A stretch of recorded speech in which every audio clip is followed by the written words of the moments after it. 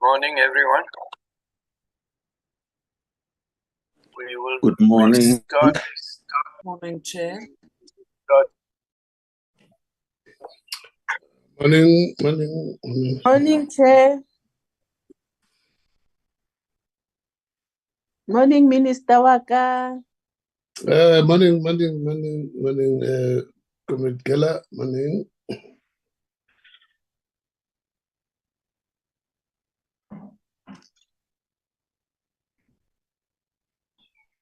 Recording in progress.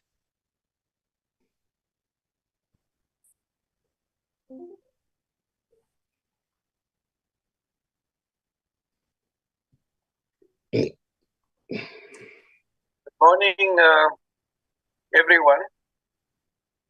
And very welcome to this meeting. This is a meeting of the Portfolio Committee on Health of the National. Out of the way. Sorry. My wife in my background here. There you go. So now I can switch on my camera. This is a meeting of the Portfolio Committee on Health of the National Assembly. It is a meeting that was called to receive a presentation from the department on the Q1 and Q2 performance. I see the ministers on the screen, so very welcome, Minister, and the department also. We have, before we proceed, I would have to get an idea of attendance and apologies from Ms. Majalamba. Good morning and thank you, Chair. Present is Dr. Jacobs, Ms. Keller, Dr. Harvard Kaba, Mr. Lamini, Ms. Clark, Ms. Hicklin. I've received apology from Ms. Lengwa, Mr. Van Staden, and Mr. Say the last one again. You broke up there. Lengwa, Van Staden, and? Ms. Sukers. Ms. Sukers. Yes. Thank you very much. Before we proceed, honorable members, just as a reminder that this is a meeting, as I said, of the Portfolio Committee on Health. It is deemed to be a meeting in the precinct of Parliament. All the rules of the National Assembly shall apply, and that we will observe all of those rules, and anybody who wants to raise a point of order should raise his or her hand on the platform. I do not have WhatsApp platforms at the moment, so if we would please kindly raise our hands on this platform, I'd be able to attend to your problem. Please do not interject or shout points of order. The committee secretary will assist me to look for those who have raised their hands on the platform. If you can make use of the icon at the bottom of your screen in order for you to be able to do that. So, continue. Honorable Minister, yourself, thank you very much for coming this morning. Especially as everybody is trying to wind up towards the end of the year. But we do appreciate yourself and the department coming this morning to come and do this presentation. Also to the Deputy Minister, I see he's on the platform. I'm sure the DG and the rest of the members of the department will be present. So I'm going to hand over right to you, Honorable Minister, to give some introductory remarks, to also probably inform us who else is here from the National Department of Health and the Deputy Minister, etc. And we look forward to this engagement. Thank you. Thank you very much, Honorable Chairperson of the Portfolio Committee for Health in the National Assembly. Greetings to you and to the honorable members of the committee. We value this opportunity to come and present to yourselves as the people who are overseeing the function of the health department. I have with me the Deputy Minister, Dr. Sibongiseni Dhlomo, Also from the management side, we have the DG leading the team, Dr. Sandile Buthelezi. I will not go into the rest of the team, the CFO and the DDGs and some of our chief directors from all branches within the department. Ms. Thulile Zondi, also I'll hear from the DG whether it's Ms. Zondi or himself who will make the presentation. We do really value this opportunity to share with the committee progress and which we are making in the improvement of quality of life in terms of provision of health services, and also where there are a number of challenges, as will be seen from the report. Of course, this being especially on the first quarter, there will be, in some instances, a lot of similarity with some of the reports which we gave, especially in as far as the annual report, this being the first 2 quarters of the current financial year, but it will also show where there's been some progress in some of those areas. Chair, I'm not intending to go too far in terms of that. I'll give over to the DG to indicate whether it's himself or Ms. Zondi who will make the presentation.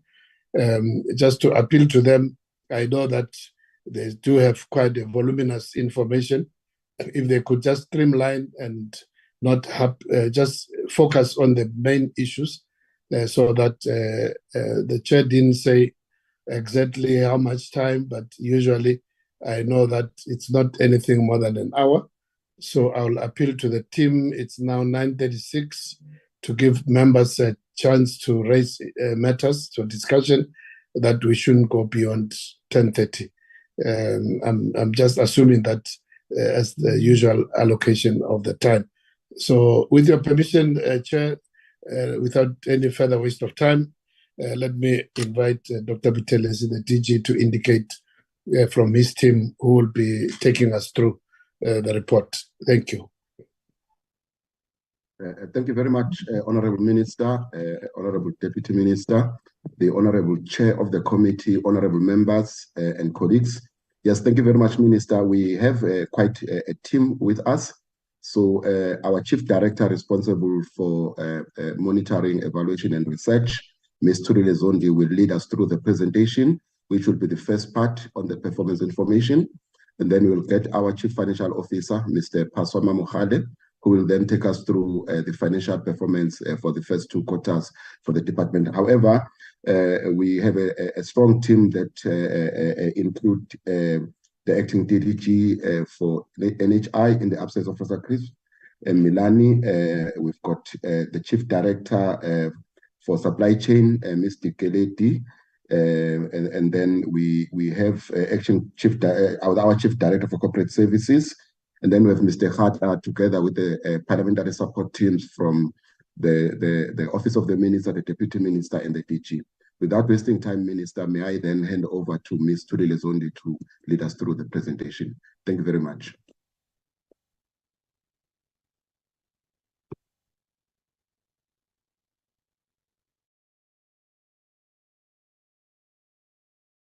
Thank you, DG. Good morning, Honorable Minister, Honorable Deputy Minister, the Honorable Chair, as the members of the Portfolio Committee. I will start and say that the purpose is to present achievements and highlights for the first and the second quarter of our APP, and reflect on our vision and the mission, a long and healthy life for all South Africans. And we will do that by improving the health status of South Africans through prevention of illnesses, promotion of healthy lifestyles, and consistently, I just have something distracting me here. and also consistently improve the health service delivery system, focusing on access, equity, efficiency, and quality and sustainability. And then moving on to the national development, we reflect here as we do with our presentations, and also highlighting the alignment of our APP to the National Development Plan, as well as our 5-year plans, the MTSF, the Health Sector Strategy, and the Presidential Health Compact. The NDP highlighting the raised life expectancy that we expect by 2030 that will have to improve to 70. The progressive improvement on TB prevention and cure, reducing maternal, infant, and child mortality, reducing prevalence of non-communicable diseases, reducing injury, accidents, violence by 50% from 2010, the complete health system transformation, the established primary health care team to provide care to families and communities, implementing the universal health coverage, as well as the field posts with skilled, committed, and competent individuals. And then we have got 6 budget programs I'm going to go through as I reflect performance. So the first one is administration. So for administration, the first indicator is on the audit outcome for national department. So the audit is still taking place. So we will reflect on the achievements as and when it gets completed. And the second indicator talks to the number of valid invoices paid after 30 days of receiving valid invoices from the suppliers. And our target here was to have 0 invoices paid after 30 days. For the first quarter performance, we had only 81 out of 611, which is about 13% or so, that were paid after 30 days. And the reason was that the funds ran out. So these expenditures had to be carried on after the end of the financial year. And then for the second quarter, we had 360 out of 1,891 invoices paid after 30 days. And strictly this was related to the payment of several overdue medical legal claims in support of the provinces, and CFO did indicate that we have just been able to complete this process, so we wouldn't be having this backlog anymore going forward. And then when it comes to the medical legal claims draft bill, so we had a target of the draft discussion paper from South African Law Reform Commission, as well as all for the second quarter, we had to review that draft, and this was achieved. And when it comes to the number of provinces participating in case management system pilot, we had a target of 4 provinces, and in the first quarter, we were able to achieve the target, in fact, exceeded, because we had 5 provinces: Free State, Gauteng, KZN, Northern Cape, and Northwest. And then in the second quarter, there was a transition required as the contract expired. So we needed to make sure that the system is migrated to a new platform, which is why we couldn't get the required reports. And then the next indicator on the health promotion messages broadcasted on social media to supplement other channels of communication.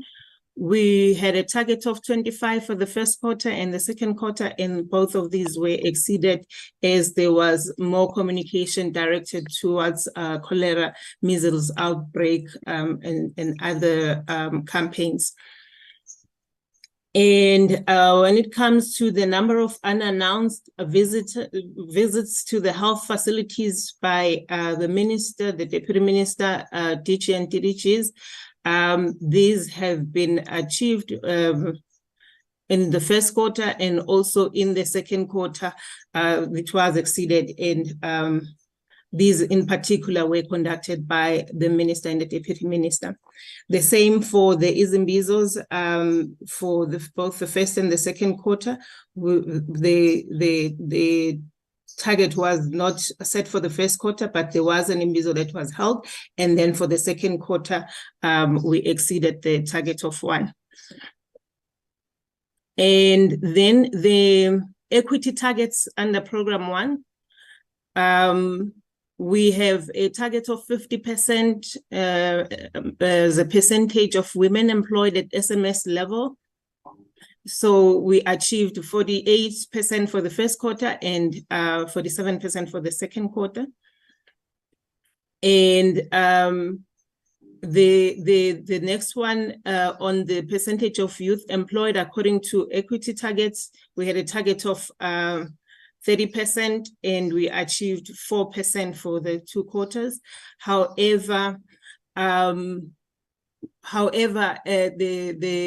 is employment of intents that is taking place in the department to improve the youth issue.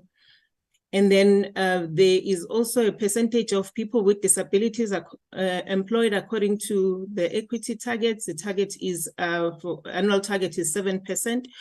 And we are at 0.2 and 0.18. With this one, we are linking up with the organizations that deal with people with disability. However, the target that has been set of 7% is being looked into because of the fact that nationally the target is still at 2.2 or 2.5. So in terms of addressing the issues that... okay, Tammy. Good, good. Yeah, you check here. No, this one. Honorable Albert, can you please mute your microphone?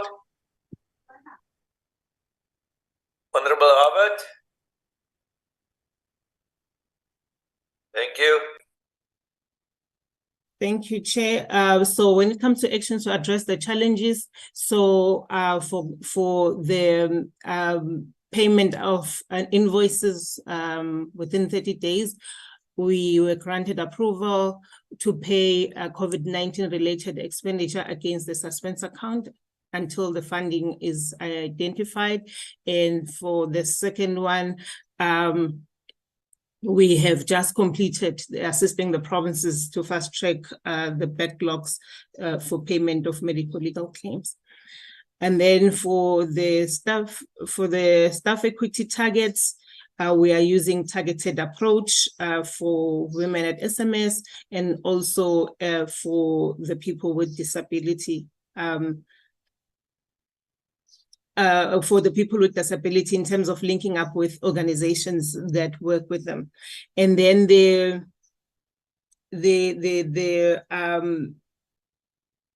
for the youth, I've already indicated that we have an internship program that is intending to employ the youth for the areas that have got high work volumes. And the next slide on the NHI. So for this one, the target is not set yet, but the indicator is the model for contracting units for primary healthcare developed, documented, and model concept tested in identified CAPs. So this is an annual, they have an annual target, but there is work that is ongoing currently with a focus on ensuring that the foundation of HPRS and HPRS linkages are in place at the contracting units through assessments and implementation based on the assessments that were concluded. And then the next indicator is on the total number of parcels delivered to pickup points from the Central Chronic Medication Dispensing and Distribution Program.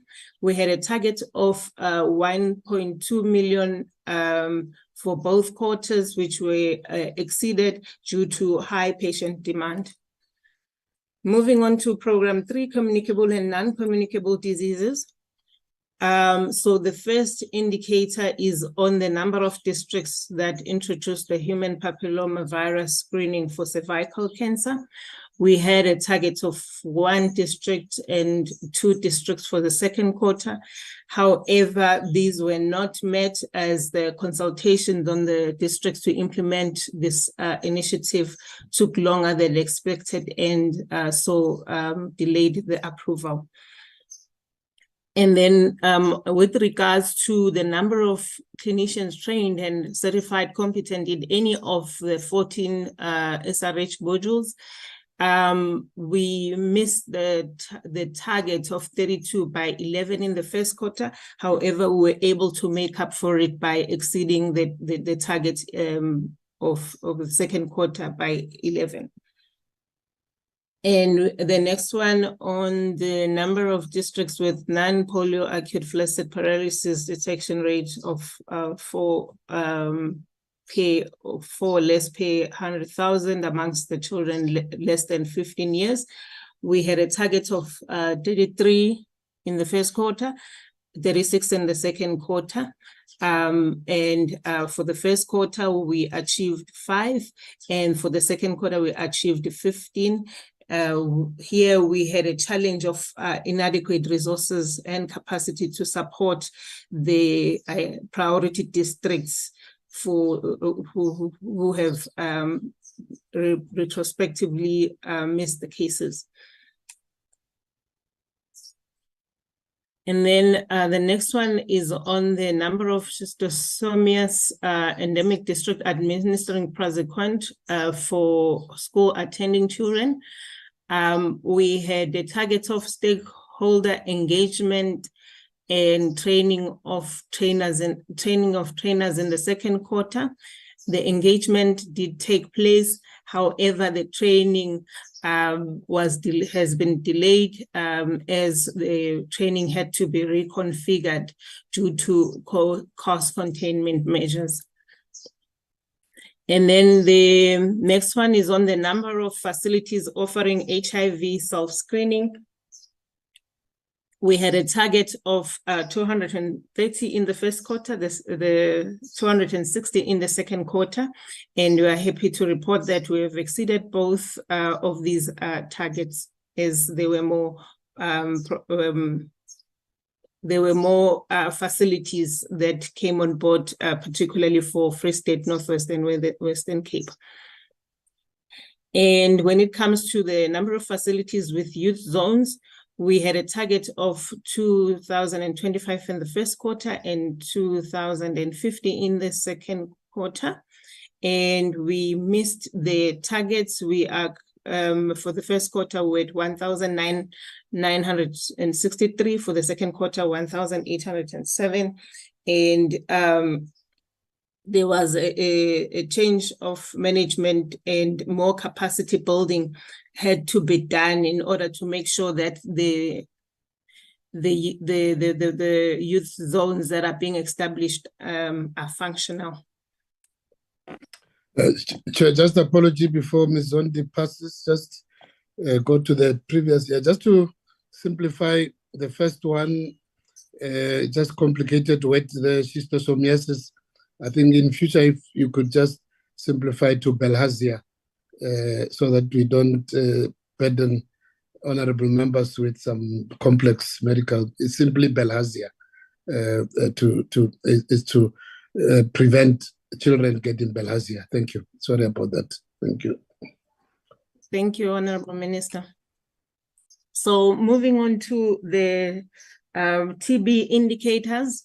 So for the first drug-susceptible TB treatment success rate, we had a target of 87% in the first quarter and the target of 88% in the second quarter. However, we missed these two. We achieved 76.5 in the first quarter and 71.7 in the second quarter. And the reason for that was the inadequate outreach teams to trace treatment interruptions, this screening at the community level that needed to be strengthened, as well as support to the TB patients. And then when it comes to the drug-resistant TB, we had targets of 78%, and we achieved a 58.9%. And for the second quarter, same target, we achieved 60.9%. And here we're saying this is due to the weak participation of TB patients in the existing HIV adherence clubs, and also the social behavioral communication implementation to address the stigma at the community level has not been adequate. And the last TB indicator is the number of people started on TB treatment. We had targets, first quarter target of 55,913, and we achieved 28,151. And second quarter, we had 111,826 as a target, and we achieved 78,804. And there were several factors that made this difficult. However, one of the issues that was highlighted was that the patients sometimes gave us the incorrect cell phone numbers, and it made it difficult to bring them back to start treatment. And then when it comes to the sub-district implementing the malaria focus clearing program, we had a target of quarterly reviews in the program, and these were achieved. And then the next one is on the percentage of clients 18 years and above screened for diabetes. And for the first quarter, we missed the target because we had a target of 30 and we achieved 23%. However, we were able to make up for it in the second quarter because we had a target of 40% and we achieved 49%. And when it comes to a similar indicator for screening hypertension, we were able to exceed the target in both quarters. And then the next one on the number of national NCD campaigns conducted, we were able to do one national campaign to create awareness on the risk of tobacco and related product use.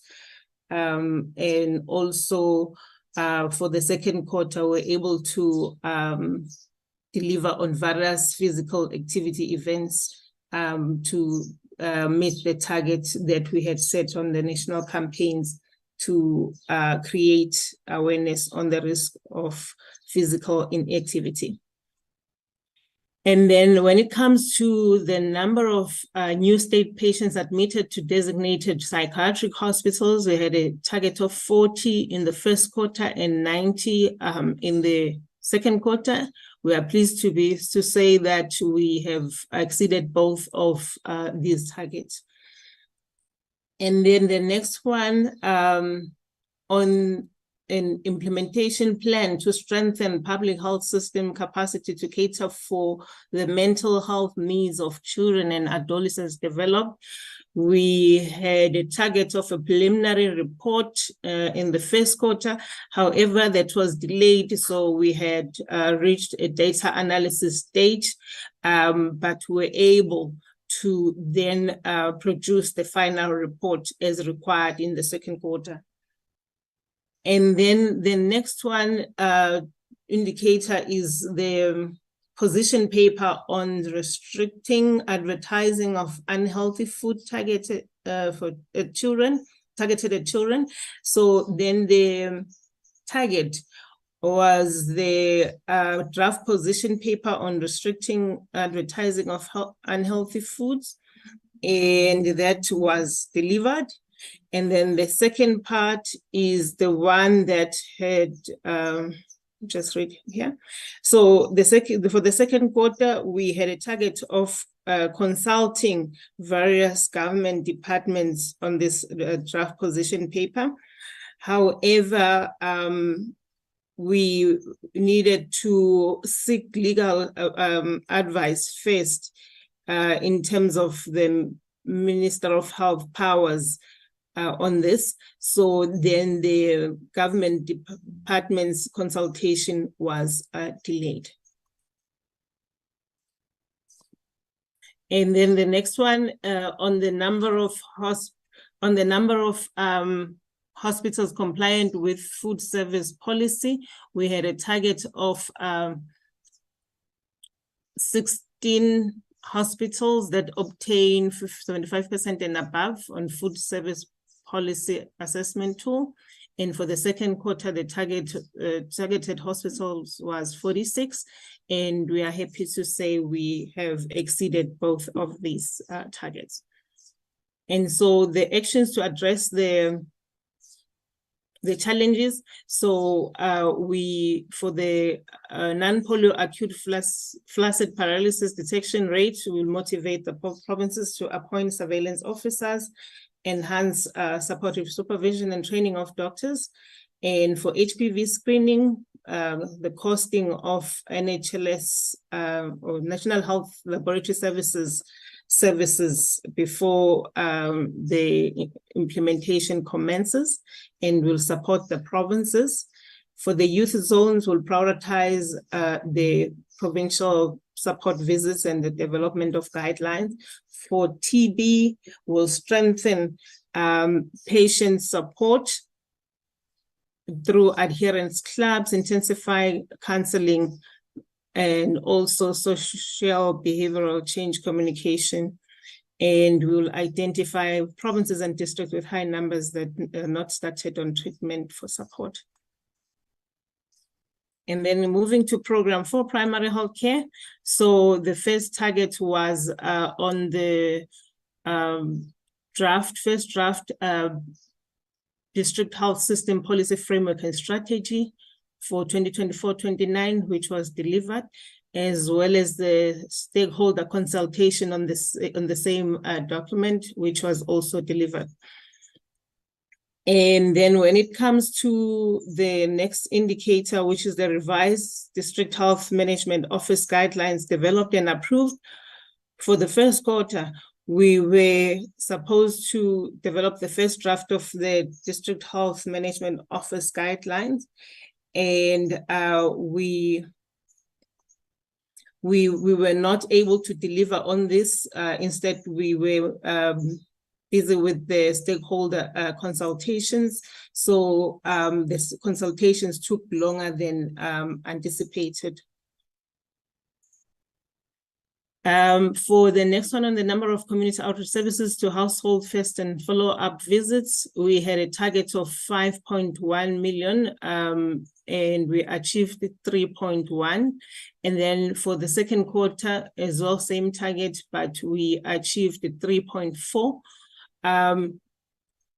The reason for deviation was that there were declining numbers of community health workers who are supposed to assist us with this work. And the provinces had challenges in terms of replacing them due to budget constraints.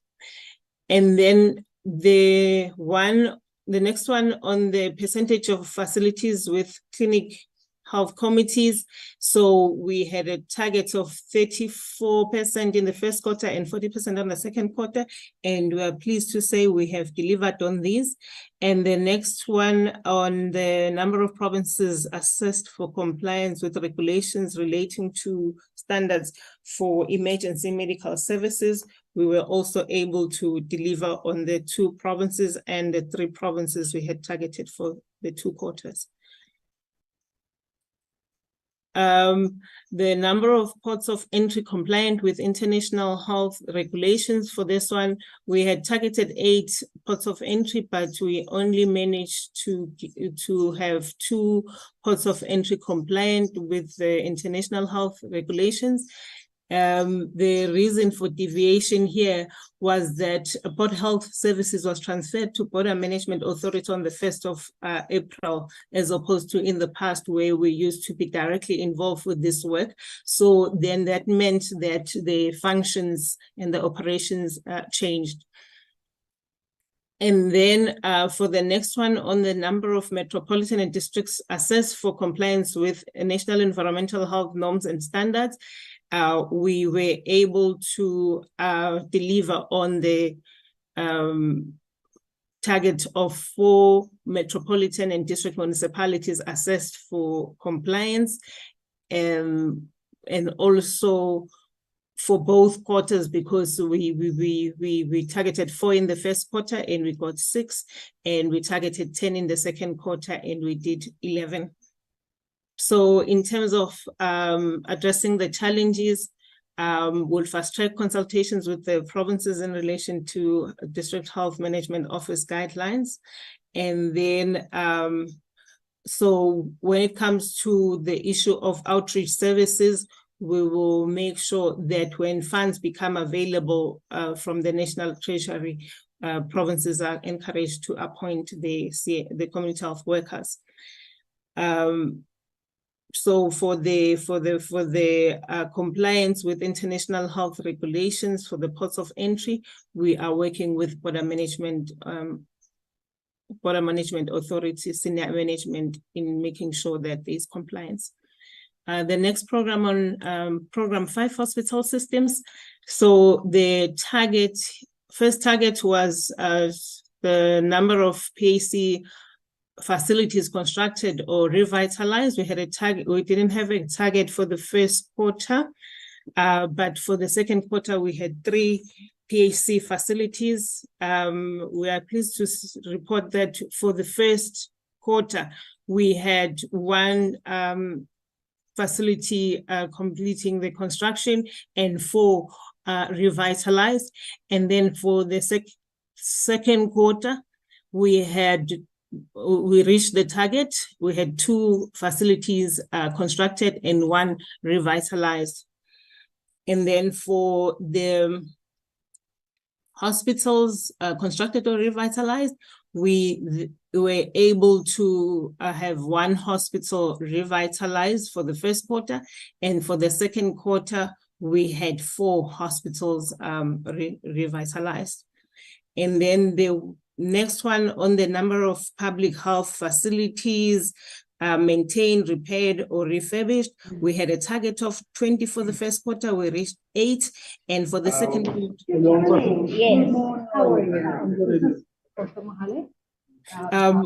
for the second quarter, we had a target of 40. We reached 37. And the reason for that is that some projects failed to reach the practical completion as expected. And then the last indicator for program 5 is the draft concept document for the hospital strategy. And this was delayed during the first quarter.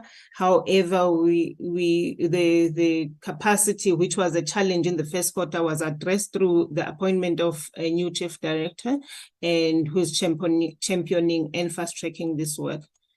So for the infrastructure projects, we'll continue to monitor and evaluate the projects, and also to ensure that the provinces do load the certificates. The last program, the health system governance and human resources. So we then had the number of boards or council appointment recommendations made prior to the expiry of term of office. So the target was to have call for nominations published in the newspaper and in the Gazette for the Pharmacy Council and the Nursing Council.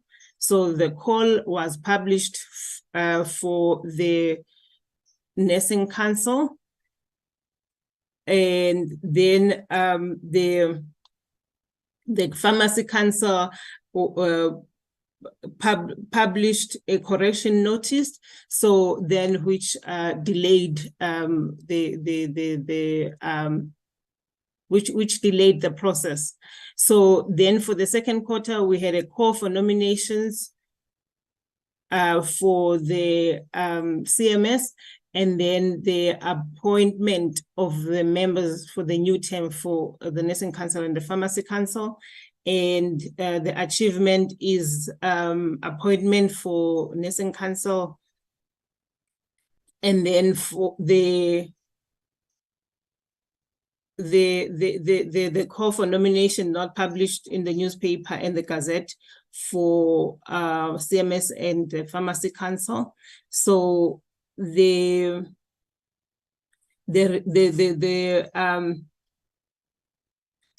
there has been delays. However, what we can indicate is that the Pharmacy Council has now taken the process forward such that there has been recommendations on the candidates that are to fill the new term. And then the next one on the statutory health professional councils and public entities governance report produced. This has been delivered. It's a biannual report, so they have done the first 6 months. And then also the one on the number of nursing colleges supported to develop curricula for nurse midwife specialist training. We're able to support 3 public nursing colleges as targeted in both quarters. And then when it comes to the number of health facilities implementing the National Health Quality Improvement Program, the targets were 50 PHC facilities and 40 hospitals. There has, for the first quarter, we were able to deliver 1,584 primary healthcare facilities and 7 hospitals. So for both quarters, there has been a greatest uptake of the program in primary healthcare. For hospitals, there were delays in the first quarter. However, in the second quarter, they were able to cover more hospitals, in fact, exceeding the target that was set. And then when it comes to the baseline determination for 3,400 primary healthcare facilities, we had a target of 2,670. No, we had a target of 3,400 and we delivered 2,673, missing 727. So the reason for that was that there were delays in terms of the tool elements by agreement, the consensus that needed to be reached by the department, the provinces, and the Office of Health Standards. And then the next one is on the review of written comments on draft regulations for food labeling. So for the first quarter, we were able to consult the stakeholders and the industry. And for the second quarter, we're supposed to be meeting with stakeholders and discussing the comments. And the reason for delay was that the comment period that was initially set for 21 July 2023 was then requested that we have an extension to 21 September 2023. So this target was not met.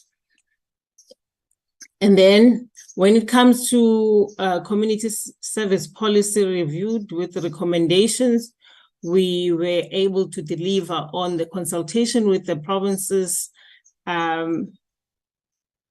and also the broad consultation with the other stakeholders. And the next indicator on the number of health districts implementing human resource information solution, we had a target to develop change management plan for implementation by the health districts, which was delivered, and also we were able to roll out the system to 10 districts as planned. And then in terms of actions to address the areas we did not do well, so we have alluded to the Pharmacy Council that the process has been fast-tracked, and the minister will be getting the candidates that are recommended. And then for the quality improvement, we will continue to support the hospitals and communicate with the provincial quality assurance managers. And then for primary healthcare facilities to qualify as ideal clinics, we will support the facilities to ensure that they commence their assessments as soon as the infrastructure projects are completed. And then for draft food labeling regulations, we are currently receiving the inputs and consolidating those. And then in terms of the overall summary, we had about 43 indicators, and we started a bit slow for the first quarter, where the overall was at 49% in terms of the achievements, and we improved to 60.4% in the second quarter. Thank you very much, Minister. I will hand over to the CFO to take us through the financial part.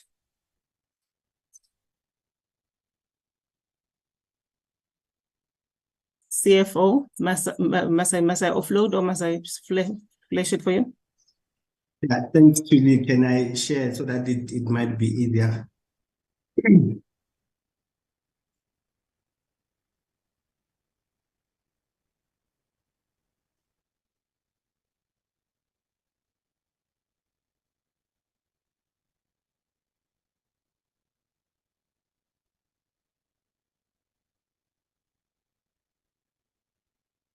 Yeah, thanks, Julie. Morning, Honorable Chairperson and members, Minister and Deputy Minister, and all colleagues. I'll go through the financial management slides. The first slide, we indicating the summary of the programs in terms of the national department. Out of the allocation of 60.1 billion, as a department, we managed to spend 29.5 billion, which it includes the transfers to the provinces. So the spending percentage is sitting on 49.11%. We also want to indicate that the spending patterns has been monitored given the alarming budget reduction during the mid-year budget adjustment, just to indicate that based on the medium-term budget policy statement, there will be 205 million to be reduced from the National Department of Health. And also in terms of the first quarter spending was 24.3%. And also, Honorable Chair, what we did in terms of the slides for the first quarter, we included them as annexures because the figures are cumulative. In terms of the economic classification, we indicate the spending per each class.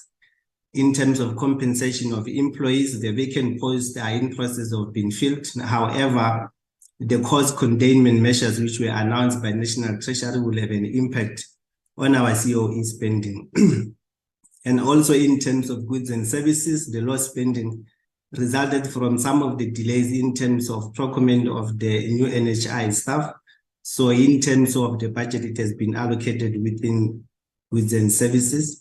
And also the potential underspending on personal service component, which is the capitation, and also the health technology component within the NHI indirect grant.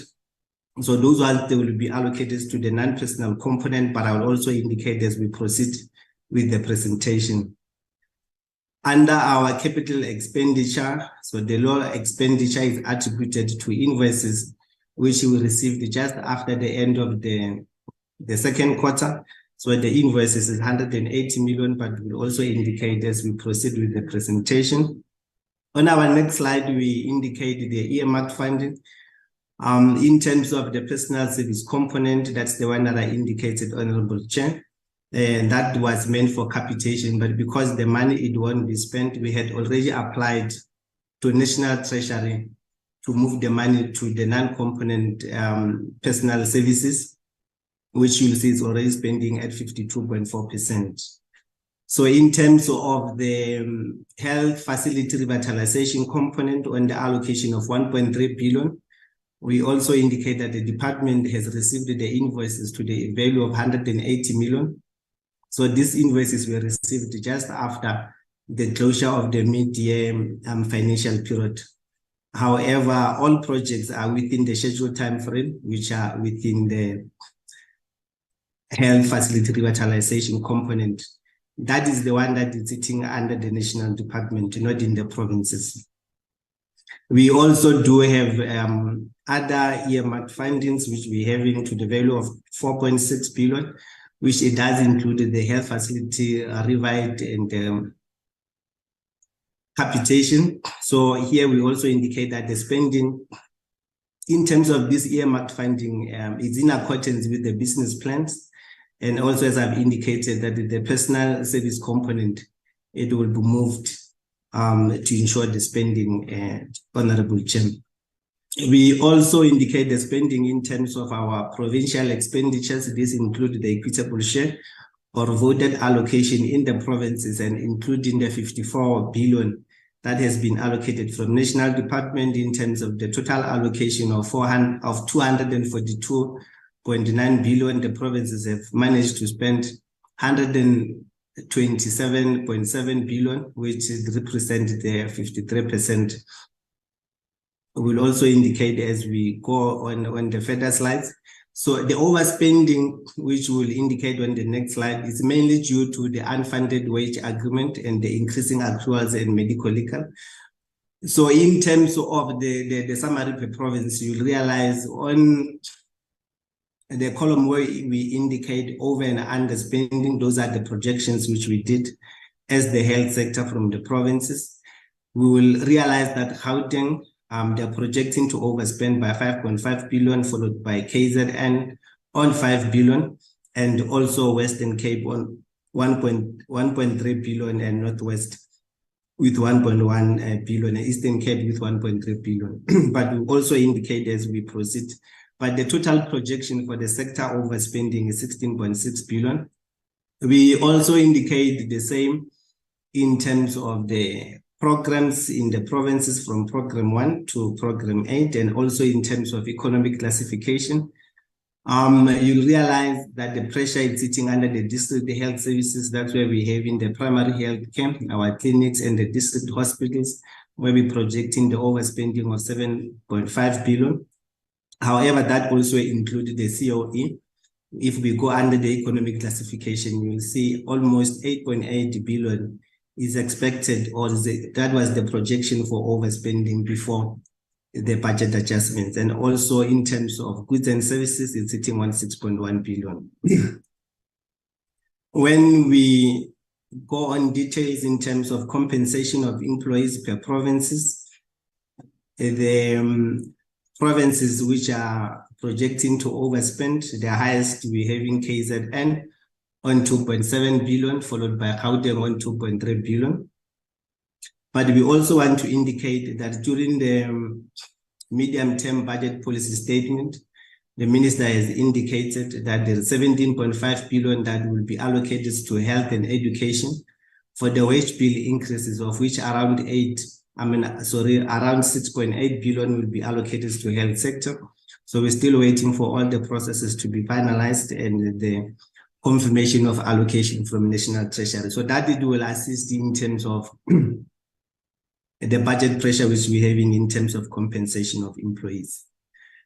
On this slide, I've already indicated. So at the beginning, before the adjustments, based on the calculations that we were doing with Treasury, National Treasury, the wage agreement pressure was sitting on 8.7 billion. So as we have indicated on the previous slides and the amounts on the table.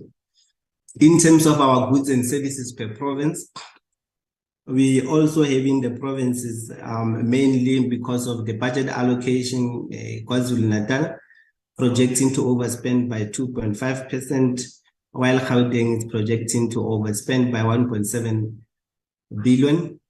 But in terms of the overall spend, the budget allocation of 74.8 billion, so we have managed to spend 41, and that translates to 56%. We also indicated towards the end on the right, we indicated the main budget in terms of the previous financial year and the spending in the previous financial year. You'll realize that the budget of 72 billion was allocated. However, the spending was 74 billion, while the current allocation is also sitting on 74 billion. So that's an indication that this budget, it did not cater for any CPI increases or any medical inflation, which is normally higher than the CPI, sitting on around 10 to 11%. And the main cause of the overspending is also within the non-negotiables. So here the projection is 3.1, which is on the next slide where we indicate in terms of our inventory medicine, we also indicate in terms of our medical supplies and lab services. On the total allocation of 40.1 billion, we have already spent 22 billion, which it does represent 56%. That's where we indicated the projected overspending of 3.1%. So if we follow the same trend, Honorable Chair, if you look on the main budget which was allocated in the previous financial year and also in the current financial year, so the medical inflation was also not catered for, hence there is a pressure. But also under the medical supplies, that's where we also had an allocation for COVID fund, which it has been reduced, which it was an allocation of about 2 billion in terms of the budget cut from the previous financial year.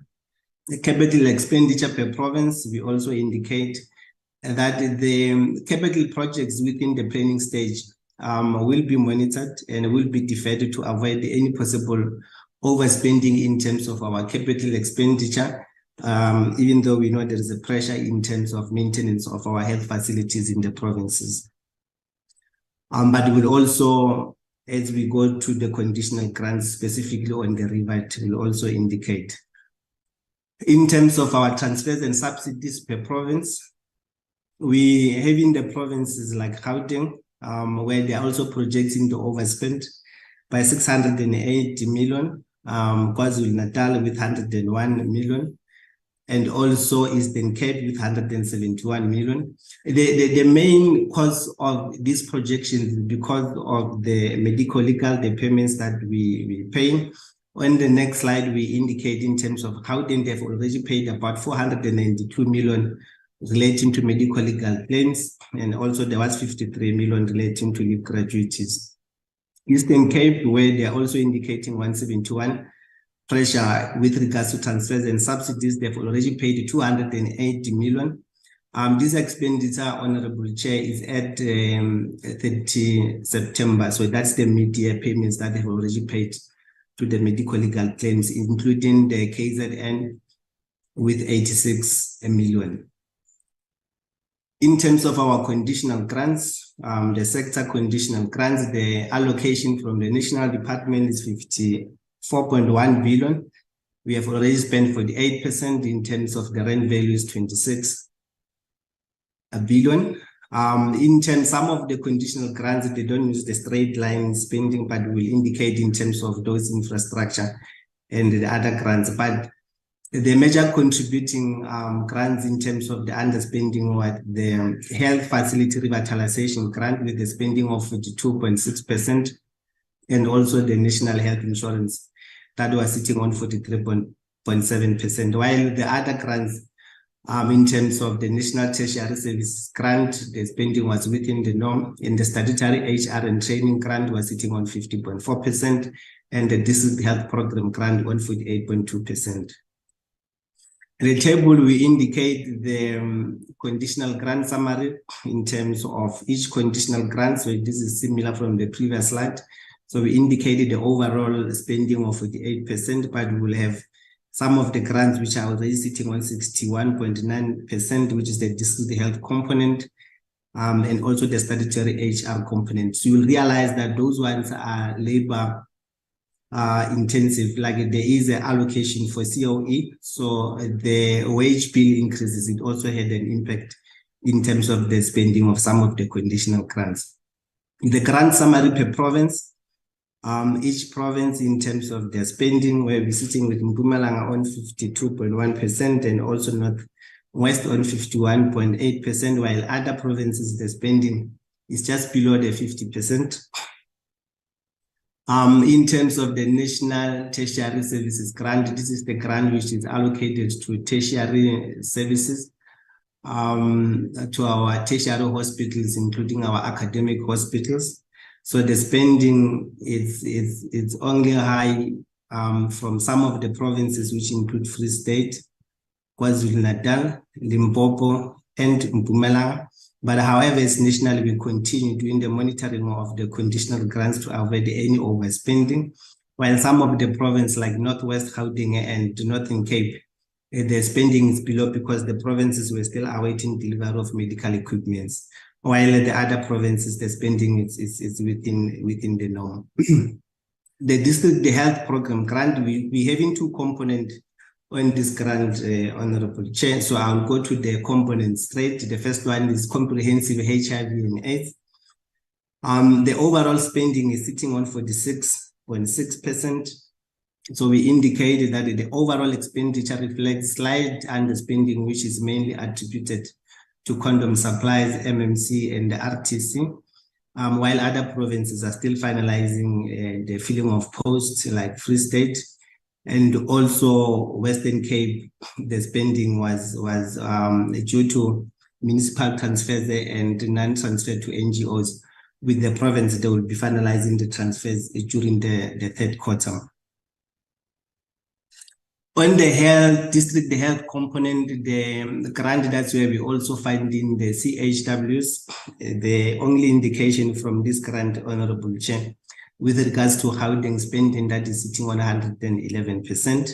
So we indicate that that is due to misallocation, and also that expenditure will be corrected during the third quarter. And we will continue to monitor the expenditure in terms of district health component to avoid any overspending. The statutory HR and health professional training grant, that's where we training our health professionals and registrars. The interns, in terms of the spending from all the provinces, Honorable Chair, the spending is within the acceptable norm. So the members can be able to go in terms of each province, in terms of the spending. In the statutory HR, which is the same, because I indicated the two components. So the first one is the statutory HR component, the second one is the training component.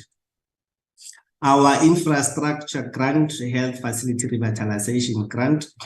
When I was presenting the HIV and AIDS, I just did not indicate, but we did not put within the slides, Honorable Chair.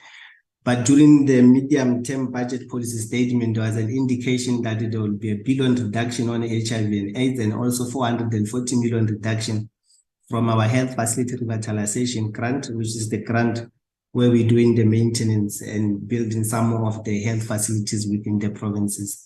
So we're having the province like Free State already spending on 59.6%, and also Northwest sitting on 63%, which we appreciate the spending. So this grant, it doesn't follow a straight line because that's where we're having all the projects. So the expenditure does not follow the straight line norm. So it depends on the process of specific projects being delivered. And however, the expenditure for KZN, Eastern Cape and Western Cape, were negatively affected by the floods and the taxi strike in Western Cape.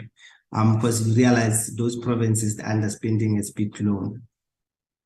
The National Health Insurance Grant. In this grant, we have in the 3 component, which is mental health, HP contracting, and also the oncology.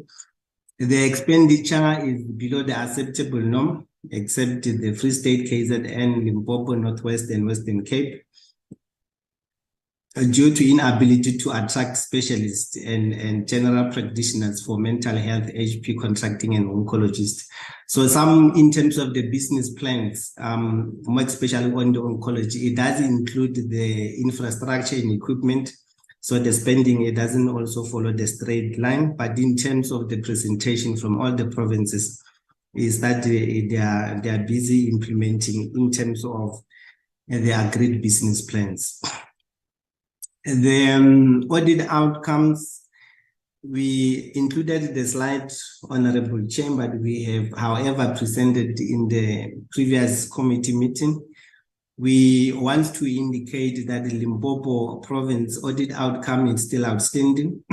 However, the audit outcomes were improved from 40% in the previous financial year to 60% in terms of 2022-2023 financial year. So the Limpopo challenges is with regards to interpretation of the medical, legal, or contingent liability. So the province has been engaging with the AG in the province and the provincial treasury in the province. The latest information we have, Honorable Chair, is that the matter has been referred to National AG so that they can intervene and ensure that the matter has been resolved. That was the last slide, Honorable Chair. So the other slides, as I've indicated, is the Annexure A, which includes the second quarter expenditure per program, where we indicate for each program, program 1, which with the sub-programs, but in terms of the overall presentation slide, it also covers the same expenditure. And also Annexure B is the first quarter expenditure. But however, as I've indicated, so the presentation which I've done already is a cumulative, then it does include the first quarter expenditure as well. Thank you. Thank you very much, CFO. Chair, sorry for, I think we were just over 5 minutes beyond what I said. We assume we have that kind of time. We are done. We are ready to have engagements with the honorable members. Over to you, Chairperson. Thank you, Minister. Thank you, DG. Thank you very much, CFO and Zondi. Before I take the hands of the members, I have a number of things I want to raise myself, because I'm aware they might blast away with many questions and then I don't get to make a meaningful contribution. So I will deviate from my norm and just raise a number of things with you, Minister, and with the DJ. I hope I'm quite clear, because my laptop is quite a bit distant from me. We can hear you very well. Okay, it's because I want to look better on the television screens. That's just a joke, Minister. A couple of things here, really.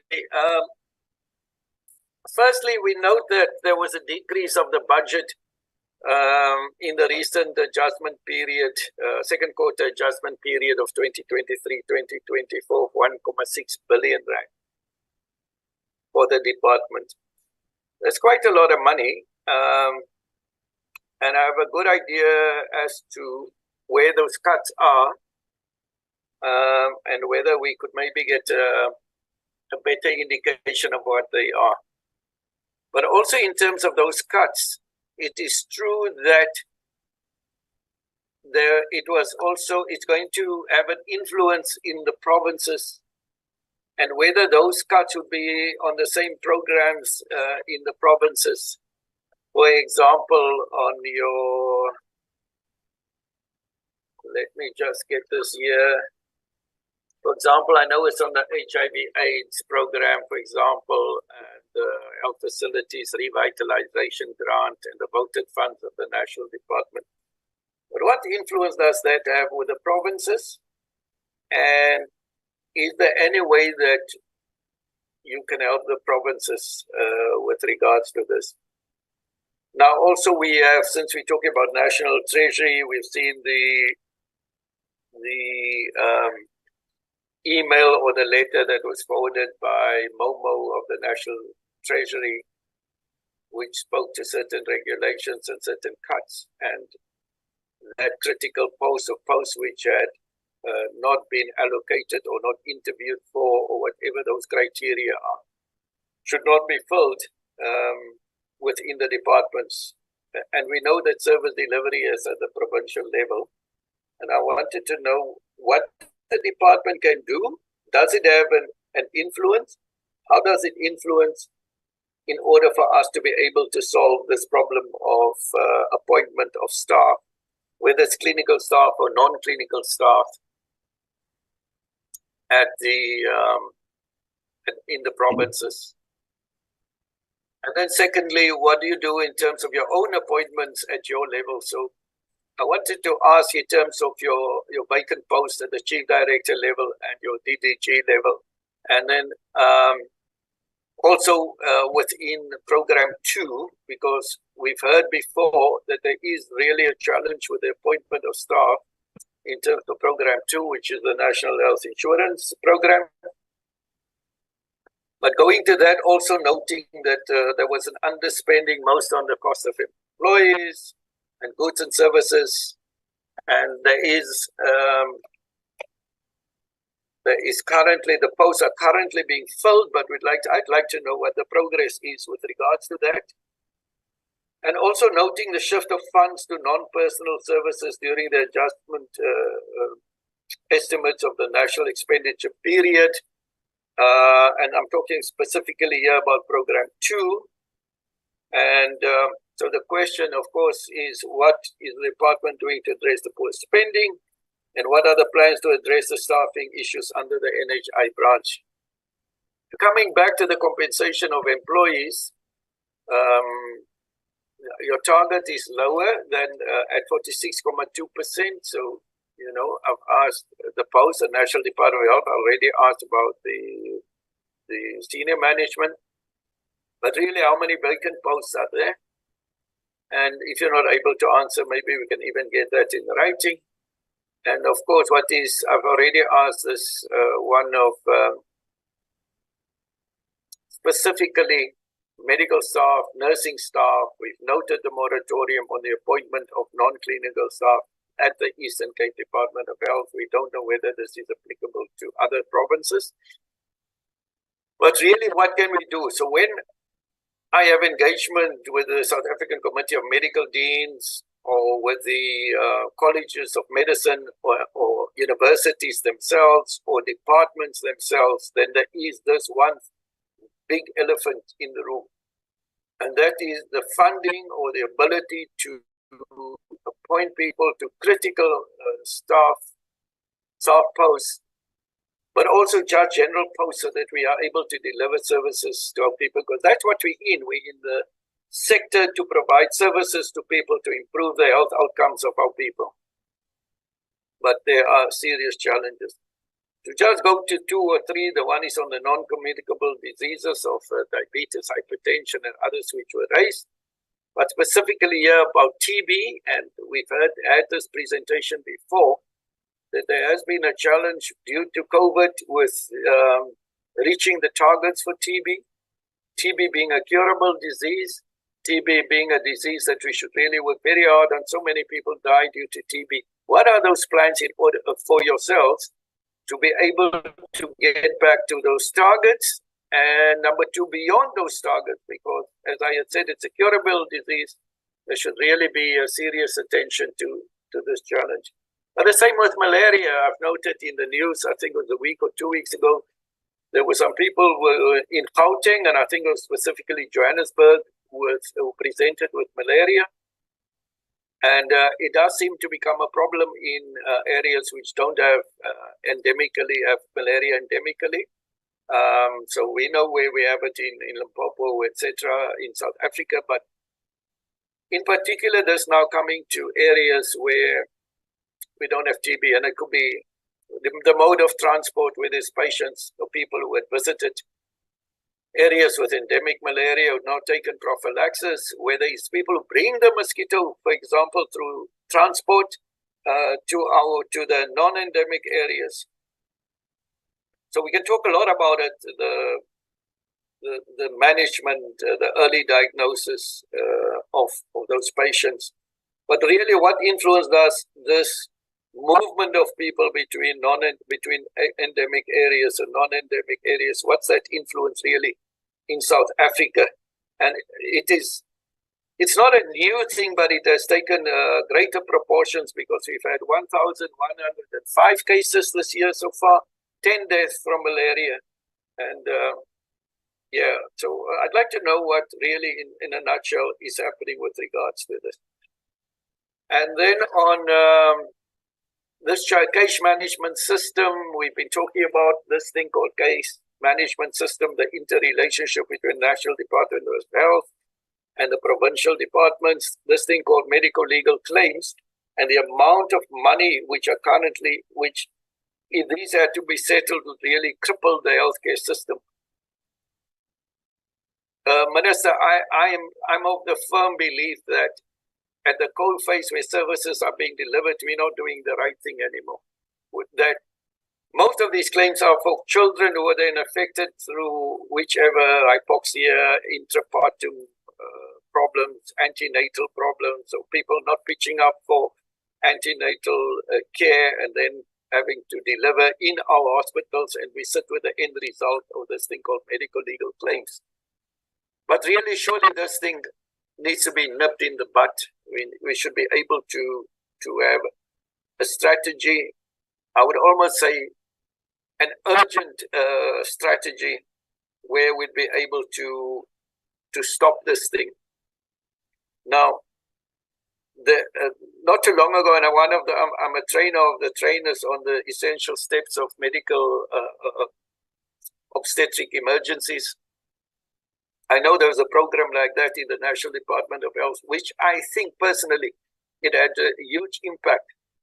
But surely at there where that service is delivered, something is going wrong. And whether it's a patient factor and whether it's a staff factor, it's really very urgent for this to be looked at so that we're able to stop it right there and address also this issue of people coming from areas to our facilities without having had the necessary antenatal care and services, ultrasounds, bloods taken, etc., treatment for hypertension and diabetes, etc. So that really, I'm repeating myself, really needs a serious strategy. And the question is, what is NDOH also doing to assist the provinces to deal with these problems? And then lastly, on program 6, just to ask you about this health system research and the appointment of the NGO, noting the also critical posts which are not being filled. I think I will stop there for now, Minister, and I will give the other members an opportunity. And I would probably come back with some more points which I would like to raise. So I see 3 hands on the system, and I will look if there are any more. It's Clark. Let me just get another page here. So it's Clark, Hicklin, Dlamini,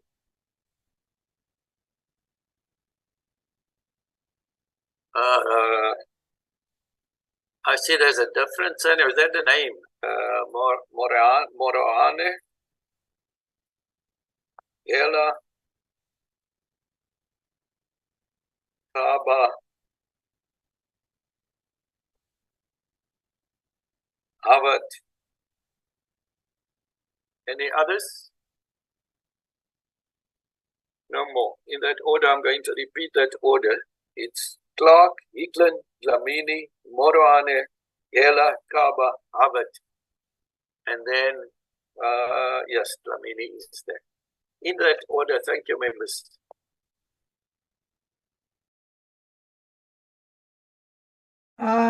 Thank you, Chairperson. I've taken my camera off and now it's just giving me a blank. I'm not sure why it's doing that. But I will continue with my questions. Can the department please explain why we cannot pay valid invoices within 30 days? How much fruitless and wasteful expenditure can be attributed to the late payment of invoices? What system do you have in place to ensure that payments occur on time? Why are they not being followed? When was the last Can I ask the member just a bit slower? You're too fast. sorry, just- man. Yeah, we need to take a note. Okay. You also need to be vigilant. You're going to get a lot of questions now, Minister. Yeah, okay. Minister, I'll definitely speak a little bit slower. Sorry about that. Do you want me to start over? Just repeat again, yes. Okay, please explain why the department cannot pay valid invoices within 30 days. How much fruitless and wasteful expenditure can be attributed to late payments of invoices? What system do you have in place to ensure that payments occur on time? Why are they not being followed? When was the last time these systems were reviewed? Are there any consequence management for these late payments? Is that slow enough, Minister? That's fine. That's fine. Then in Q2, how many of the 360 invoices were medico-legal claims? What is the amount due? Have they since been paid? Then has the final report on the study to determine the public mental health system's capability to cater to children and adolescents been made public yet? If not, will you make it available to the committee? Regarding the position paper on marketing unhealthy food to children, have the relevant stakeholders since been consulted with? How much of the department's budget will be allocated towards filling vacancies in the new year? And how will the department balance filling vacancies with the cost-constraint measures of Treasury? And I think the chairperson has spoken at length about that as well. What was the reasons for the maintenance projects failing to reach completion? Have they since been completed? How many interns are being employed in terms of the youth employment program, and what percentages is reached within this indication? Then maternal, child, and infant neonatal mortalities reduced on that target. Is there confidential inquiries done in maternal deaths in terms of pneumatology in order to make births safer? And does the department keep registers in terms of these deaths and causes of these deaths? Then on the indicator 3 public nursing colleges in curriculum development being prioritized, nurse and midwife specialist training, how will this mitigate the chronic shortages in terms of nursing and midwife services within frontline healthcare? Then how does the department envision to curb overspending when budgets have been cut so severely? Why was the CPI increases not projected within the budget? And how will we cut out wasteful expenditure, mismanagement within our hospitals so that we can assist in terms of wasteful? So this could assist in terms of wasteful expenditure. And then lastly, how do we mitigate medical legal claims? Surely a bulk of these claims are caused by fraud and corruption. And what consequence management is put in place in terms of malpractice? Has the department done a study for the greater causes of the medical legal claims and how to mitigate these claims in terms of those cause effects, because this has a massive effect on our budgets and on frontline services, and the chair did extensively speak about that. Thank you very much, Minister. Thank you, Chair. I'll pick up from there. Chair, a number of my questions have already been covered, so I won't cover them in detail, but I do want to highlight again the issue of medico-legal claims, because when medico-legal claims get pushed through and the provincial health departments have to pay these medico-legal claims before they actually start working on their budgets, those budgets get reduced dramatically before they even get to those budgets. I'm going to really confine a lot of my questions. I'm going to make one other general statement, but then I'm going to confine my questions primarily, I think, to Program 3.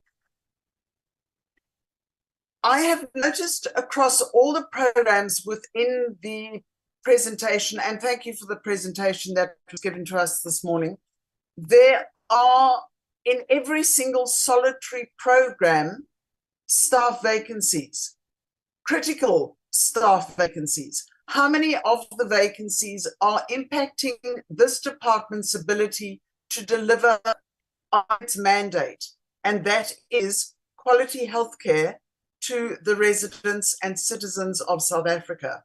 As I understand it, it must be significant, because if you have significant staff constraints, you cannot deliver on your core mandate. And that applies in every single program that we have.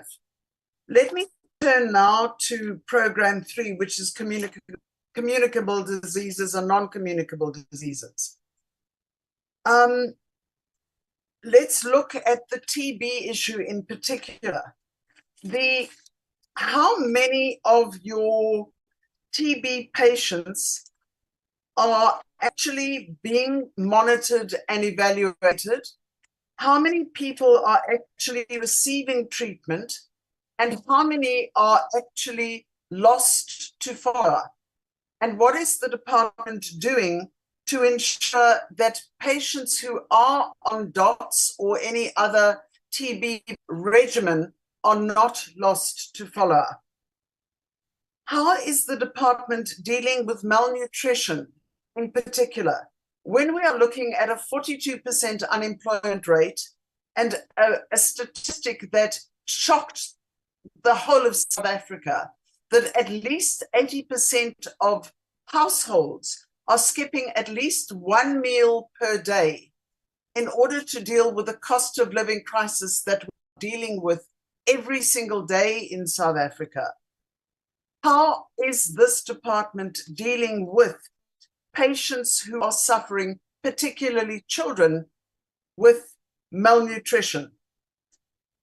That is a real major problem that needs to be dealt with at a primary healthcare level and at a communicable and non-communicable diseases level, because that is directly associated with stunted growth. Teenage pregnancies, how is this being dealt with? What programs are actually being implemented and how are these being tracked? What tracking and tracing is being done in terms of diabetes and hypertension across the country? And can we have a very comprehensive list of that? Unhealthy food eating programs in terms of children, slide 19. How is this being advanced in schools? I think Honourable Clark alluded to that. In terms of the severe budget cuts, I know the Chair and Honourable Clark have mentioned this.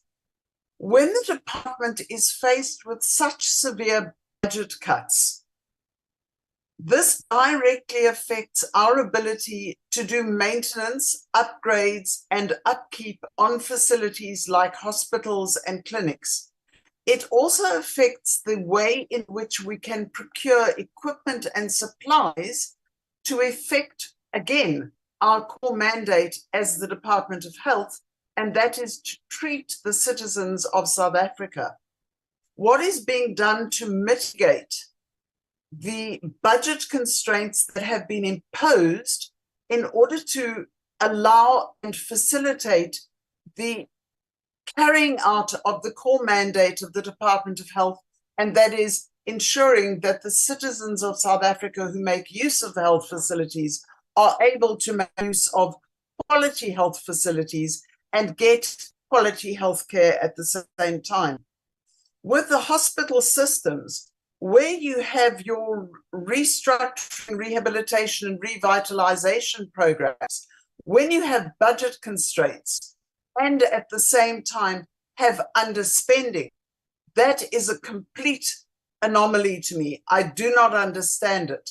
You have a budget constraint and yet you don't spend the money that you have been given. I don't understand that. How do you expect to treat patients?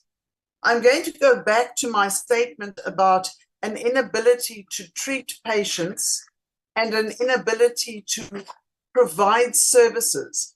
We saw in the Eastern Cape how a lack of meeting of invoice payments within 30 days becomes 90 days, becomes 120 days, becomes a year, becomes 3 years, and then suppliers stop supplying vital instruments, vital supplies, and then hospitals grind to a halt.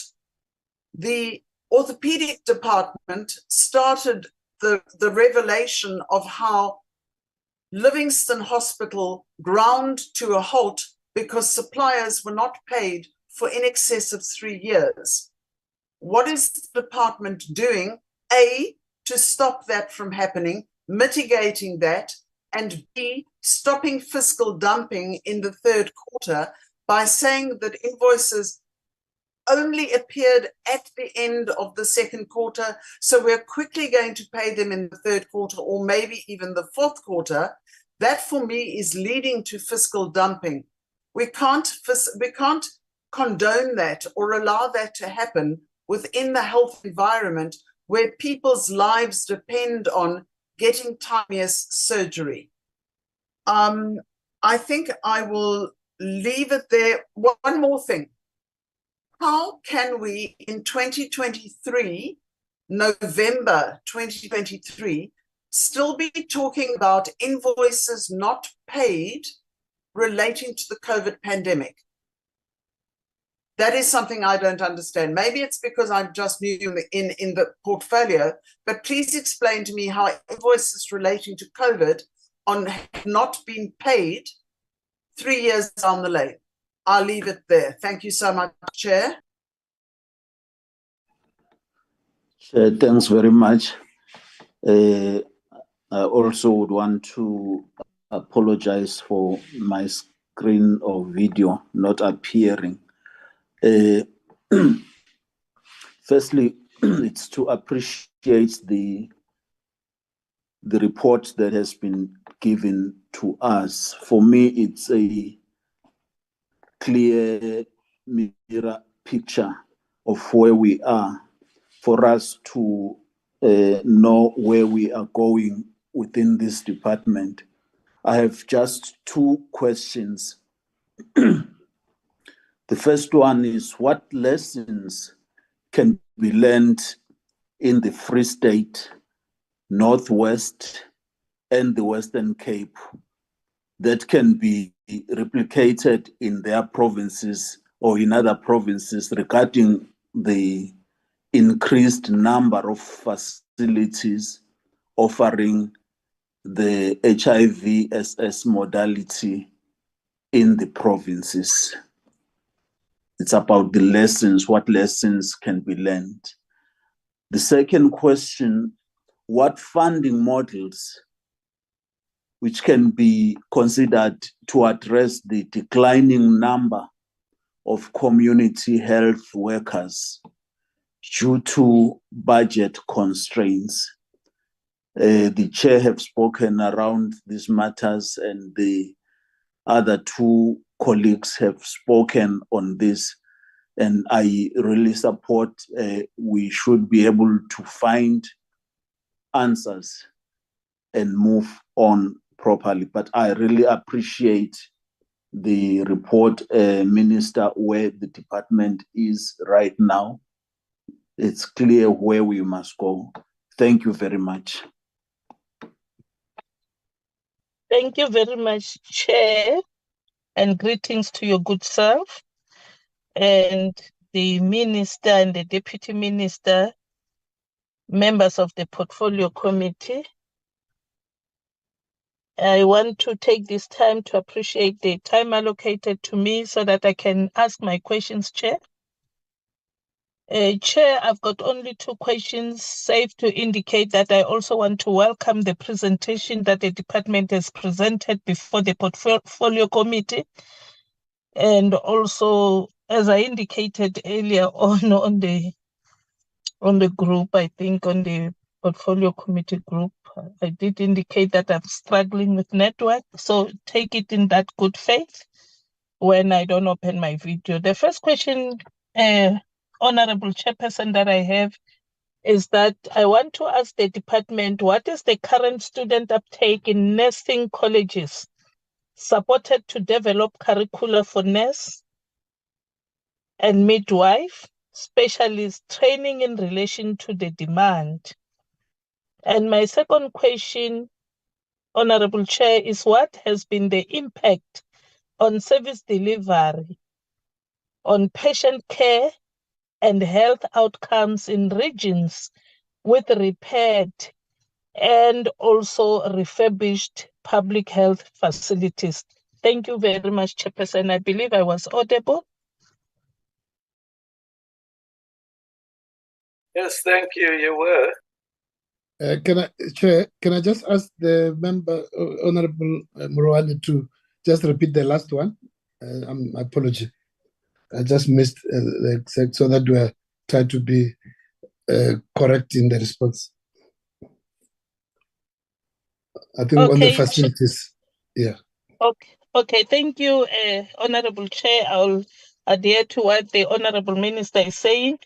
What has been the impact on service delivery, on patient care and health outcomes in regions with repaired and refurbished public health facilities?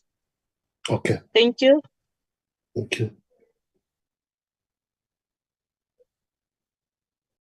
Thank you very much, Chairperson. Let me also welcome the presentation from the department, and greetings to the Minister and the Deputy Minister and all honorable members in this meeting. Chair, I will start with my observations.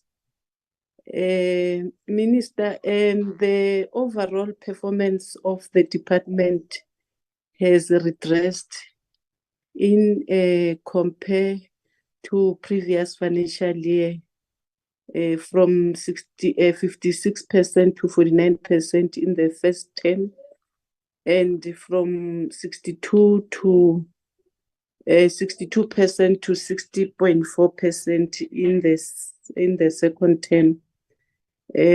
We implore the department to continue to monitor spending patterns in relation to the achievement of target. Furthermore, funding mechanism should be enhanced to increase support program as well as mitigate against the impact of adjustments. Chair, my question, Chair, I've got few questions that I want to submit. Firstly, Minister, how is the negative deviation from the management system pilot going to be closed? Secondly, what has been the impact in the third term of the proposed interventions to address the challenges of the percentage of youth and person with disability employed?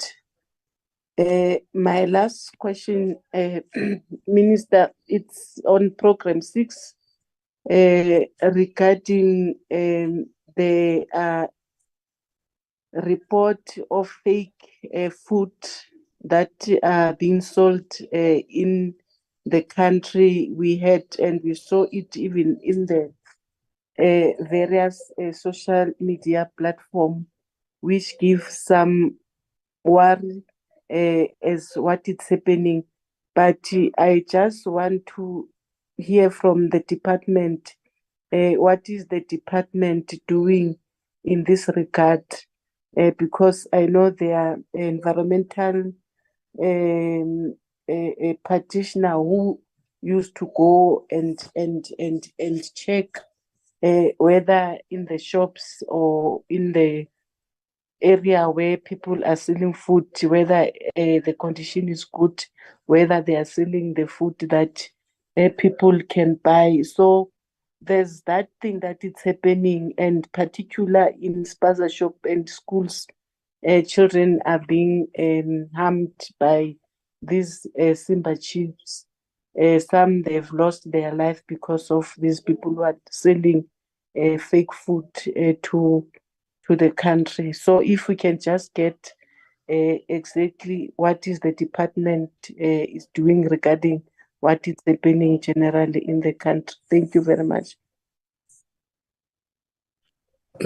Sorry, Chair, can I just ask Honorable Gala just the first question I struggled to capture, if with your permission, Chair, if she could just repeat that one. I struggled to capture it. If I just missed it. The first question. My first question, Chair. Thank you, Minister. Let me repeat again. How is the negative deviation from the management system pilot going to be closed? Okay. No, thanks. Thank you. Chair, I believe it's my turn now. Thank you, Chair. Chair, let me welcome the presentation as it is done by the department led by the Minister. I must confirm that I'm joining Honorable Stumo, Honorable Gela, Honorable Moran, and Honorable Brink in welcoming the presentation, which indeed indicates our current state of our work and as government on our performance. Thank you, Minister. Chair, my questions will be as follows.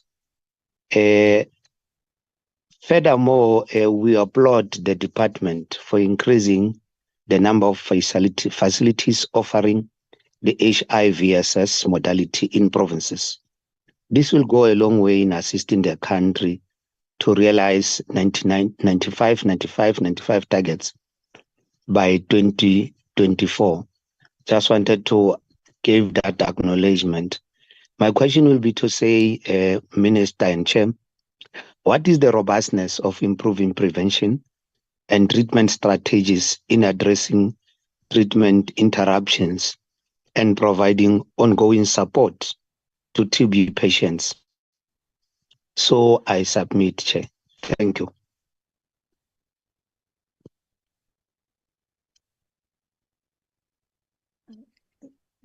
Thank you very much, Honorable Chair. Firstly, I really appreciate the presentation which is done by the Minister and the department. I only have the one question. How robust are the expenditure management systems in relation to target outcomes? Thank you, Chair. you very much, honorable members, for raising a few pertinent questions with the minister and the department. But before I do that, I want to hear something from Ms. Majalamba quickly. Ms. Majalamba, is this being streamed anywhere, this broadcast today, or this meeting? I'm not sure, Chair. I will have to check with the communication officer.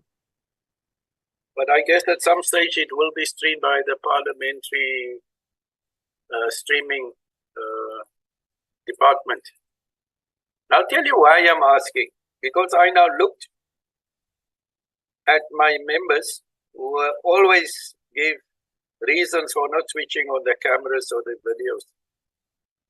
And honorable members, part of the rules are that you should do that when it's a virtual platform. And I have been keeping a record here of those who come with excuses for not switching their cameras and videos on. And I think I'm going to be much stricter about that. It is not correct and not fair that the minister would switch his on.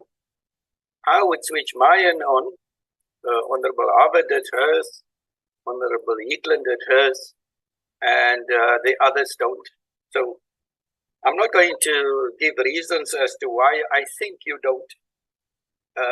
I think, but if it continues, then I'm actually going to propose what I think, why people don't.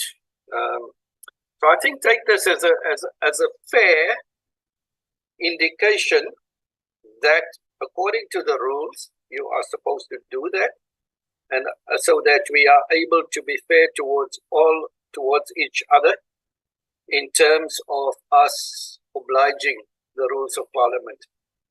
All right, so Honourable Minister, just the very last one. We've now had a different array of points being raised and questions being asked, and we can see that it spreads all over the presentation and all over the work of the National Department of Health. And so it's a lot of questions, I do understand. But I know that you will do your best with the department to be able to address those concerns.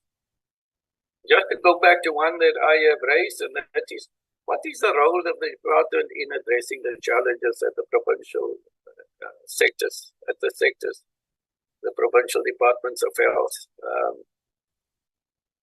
And I know that you are restricted in terms of the National Health Act, specifically Chapter 5, which makes it difficult for you to really be able to attend to it. And that we do have the expectation of the national health insurers to be able to assist in addressing many of these challenges in the future. But, you know, this projection of an overspend by the provinces of 16.7 billion rand at year end is a really a serious challenge. And these are primarily, it's been raised before, but I wanted to just emphasize that this is due to the unfunded wage agreements, and number 2, accruals and payables, and number 3, medical legal claims. And earlier I'd asked that there should be maybe some form of workshop discussion paper, position paper, whatever it is that you would think right, where these things can be discussed and agreed to, so that and maybe the National Health Council, yes. But yeah, a lot of questions for you, Minister. Thank you very much. We're looking forward to many of the answers for many of these points raised by the members. I hand over to you. Thank you, Chair. Thank you. We will share the work between myself, Deputy Minister, and the DG and the team. Let me just start, and then I'll ask DG to allocate the team, and ask the Deputy Minister also to come in. But just to start Chair, with what you have raised, and also it does come out from other members about the impact of the budget reductions, exactly where it is. You're correct, as the CFO has indicated. We are contributing 1.6 billion rand to the cost containment. 1 billion of that comes from the HIV grant out of a total of just under 24 billion. Now, just on that one, this was premised on the fact that we have realized savings over time. And if you look at the 22-23 financial year, we had the savings of just over 800 million. And which was, I think, when our team and the Treasury team looked at the expenditure, I think there was an assessment that for this year, we could survive with that kind of contribution to the fiscus. And you will see that at the same time, the uptake coverage on ARVs has actually been increasing. We're currently sitting at just around 5.7 million people on treatment, up by just around 200,000 compared to the beginning of the year. And the reason why, notwithstanding the fact that that budget has not increased and we have even made this contribution to the fiscus, is because our team has been very diligent in negotiating prices, especially on treatment, because a big part of the expenditure is on treatment. There's been significant improvement in terms of the regimens of treatment, more safer, and because of the economy of scale, our team has also been able to negotiate lower prices.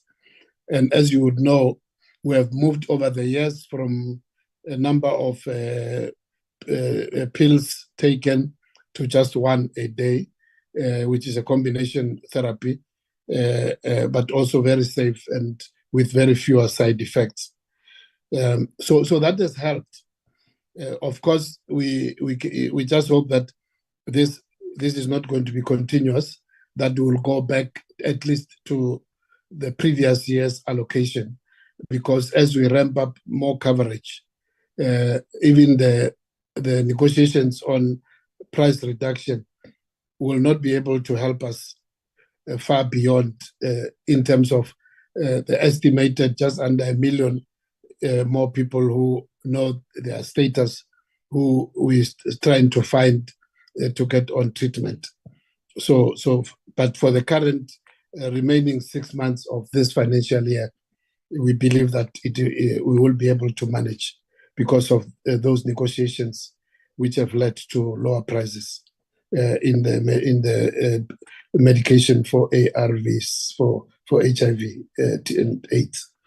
So that helps, but also we have continue to enjoy good support from also our international partners, which are PEPFAR, which remains at just around $450 million US. I am aware that because of the problems in the Congress with their own budget, the PEPFAR funding has also had some risks, because as long as Congress has not approved its own budget, the PEPFAR budget also was at the risk. I must say, I'm not too sure where the matter of Congress stands, but in terms of the State Department itself, at this time, we actually even got commitment, not just for 1 year, but for 2 years. Usually it has been every year, but we do have a commitment currently of 2 years. So the current 2023 and also 2024, just over $450 million US.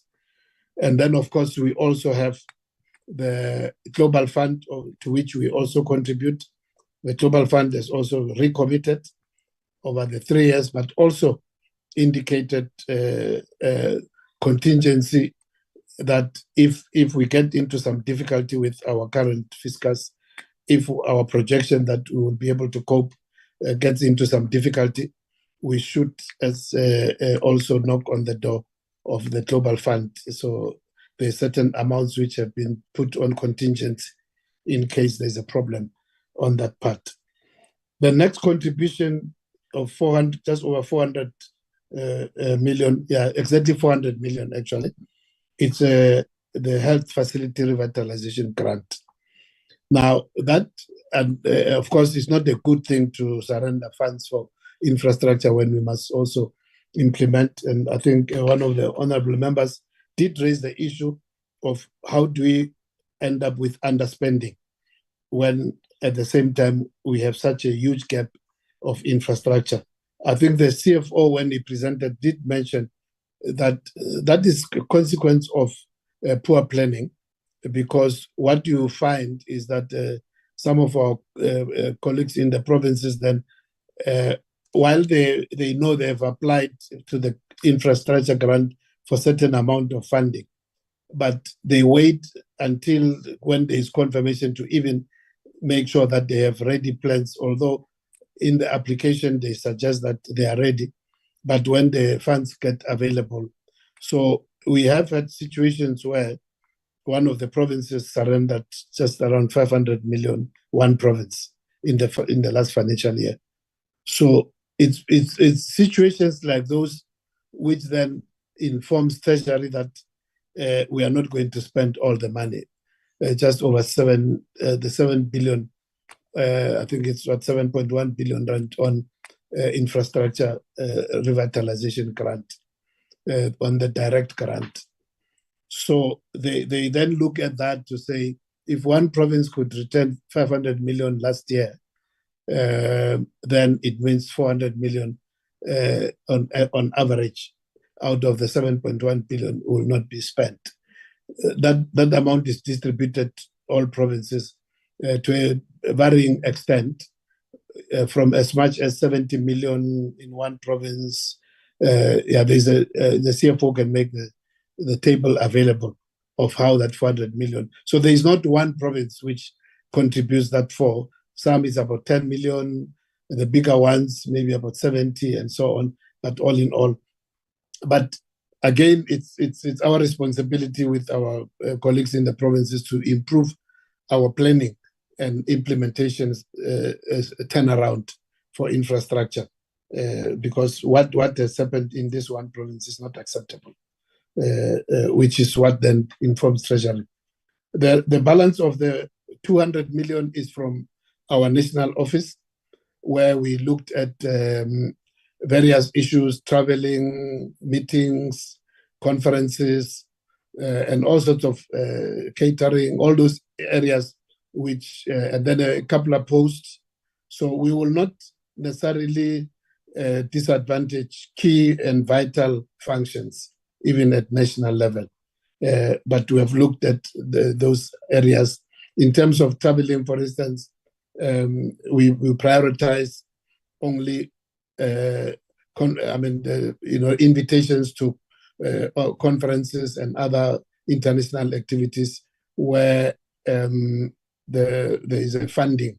I think over the last 2 months, we have only approved for officials to travel where the trip is funded by the convener of the meeting. So that helps. That's where we looked at. So those are the kind of things on which we have looked at, where we can manage through those kind of measures. So in provinces, in terms of frontline services, none of the equitable share is affected by. So as you can see, the big chunk is from the HIV, which I'm saying we have made significant savings, and we do have contingency. The infrastructure, which is unfortunate, which it's because of our own weaknesses that Treasury saw an opportunity there. and the rest is from our head office, where we're looking at what you may call non-core services, where we can still be able to achieve through other means. So in the sector, in terms of key core services, there is no contribution to the cost cutting. Of course, the bigger part is the personnel cost, the cost of employees. As CFO mentioned, that they calculated just over 8 billion as being the cost of the improved salary agreement between the public service and treasury and the unions in March this year. So let me just say, between government and, because those departments were representing all of us. So that is the main issue in terms of a bigger chunk of the 16.5 billion goes into that. As CFO has indicated, the indicative figure that's far, which when I checked with him and DG, it had not been formally confirmed, but the indication is that as a sector, to deal with the cost of employment rise as a result of the salary agreement of 7.5%, the indication is that we'll get 6.8 billion. So we'll still be about 2 billion short in terms of this improvement of conditions of service salary agreement. So it's still going to have an impact of about 2 billion in terms of the cost of employment budget in the front line in the provinces. So that's a matter which, but it's better than having to absorb the whole 8.7 billion, because that was meaning that we're going to have to shed and not to fill in significant number of posts. So that is not going to be the case, but we still have to find saving of about 2 billion rand in terms of that cost of employment. So it's still a major issue. I'll ask that, maybe let me not take too much. DG, can we get the team to, from your side, the issues around malaria, the medical legal, and then issues around, there's quite a lot from the CFO, from Honorable Clark about 30 days, why not are we paying? Does that also impact on fruitless and wasteful expenditure? Why are we not paying on time? Do we not have systems? I think there's quite a number of questions which came in terms of that. Whether I think the issue of vacancies, if you could just deal with that with Dr. Mahlati, is there any impact on, as I've said, on in terms of the headquarters, the national department, there will be, but we will not sacrifice core business, the core functions, while there will be some filling of posts which will be postponed, but it will not affect really core functions. There was also a question about the interns, when are we going to do that? And then maternal confidential inquiry into maternal deaths, how are we managing that? Issues of midwifery training, I think medical legal comes quite a lot of times. The vacancies, of course, you can talk about that. Maybe, a bit of that on the headquarters, but also in terms of the provinces, how they will be impacted. As I've said, there's even with the 6.8 billion, there will be a gap in terms of the cost of employment in the front line in the provinces. Infrastructure and the non-payment of suppliers, especially in the Eastern Cape, where as a result, they end up not delivering. I'm sure from our colleagues in finance, they'll be able to say something about that. Marawane, on the lessons of self-screening, lessons from the Free State, Northwest, and others who have done well on rolling out self-screening on HIV.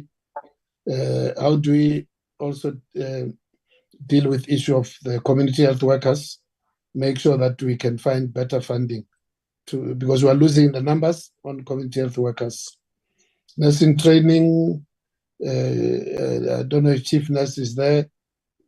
Are we increasing? I think from what I got the report earlier on some other time, we do have the colleges are still on the low intake, but I did get an assurance that going forward there will be higher intake for the training of nurses.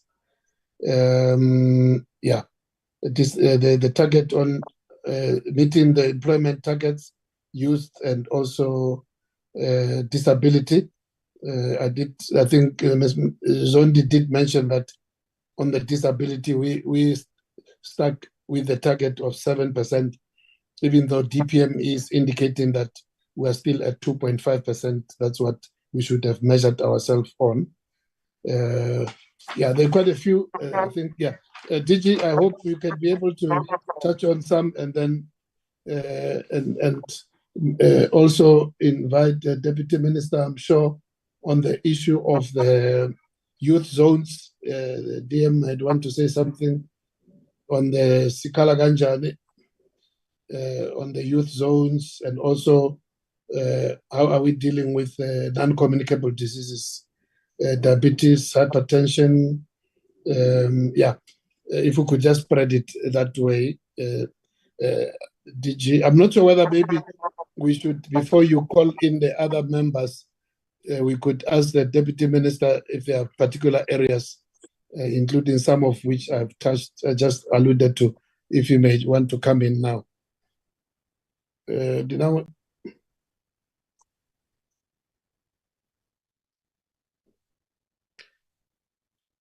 I'm not sure whether he's still on the platform. DG, I don't see. It looks like he might have been kicked out, maybe network issues. Yes, no, thank you very much, Minister. He's already started in the Free State with the. By the way, sorry. That the Minister requested him, so he's already started. So Sama has just called me. Oh, sorry, Chair, I forgot to apologize. The Deputy Minister is also, he started with us, but he's also in an event on public health in the Free State under the Rotary Club, which is a partner to us in the wide range of public health and mobilization for people for screening for communicable and non-communicable diseases, the very matters which some members have raised.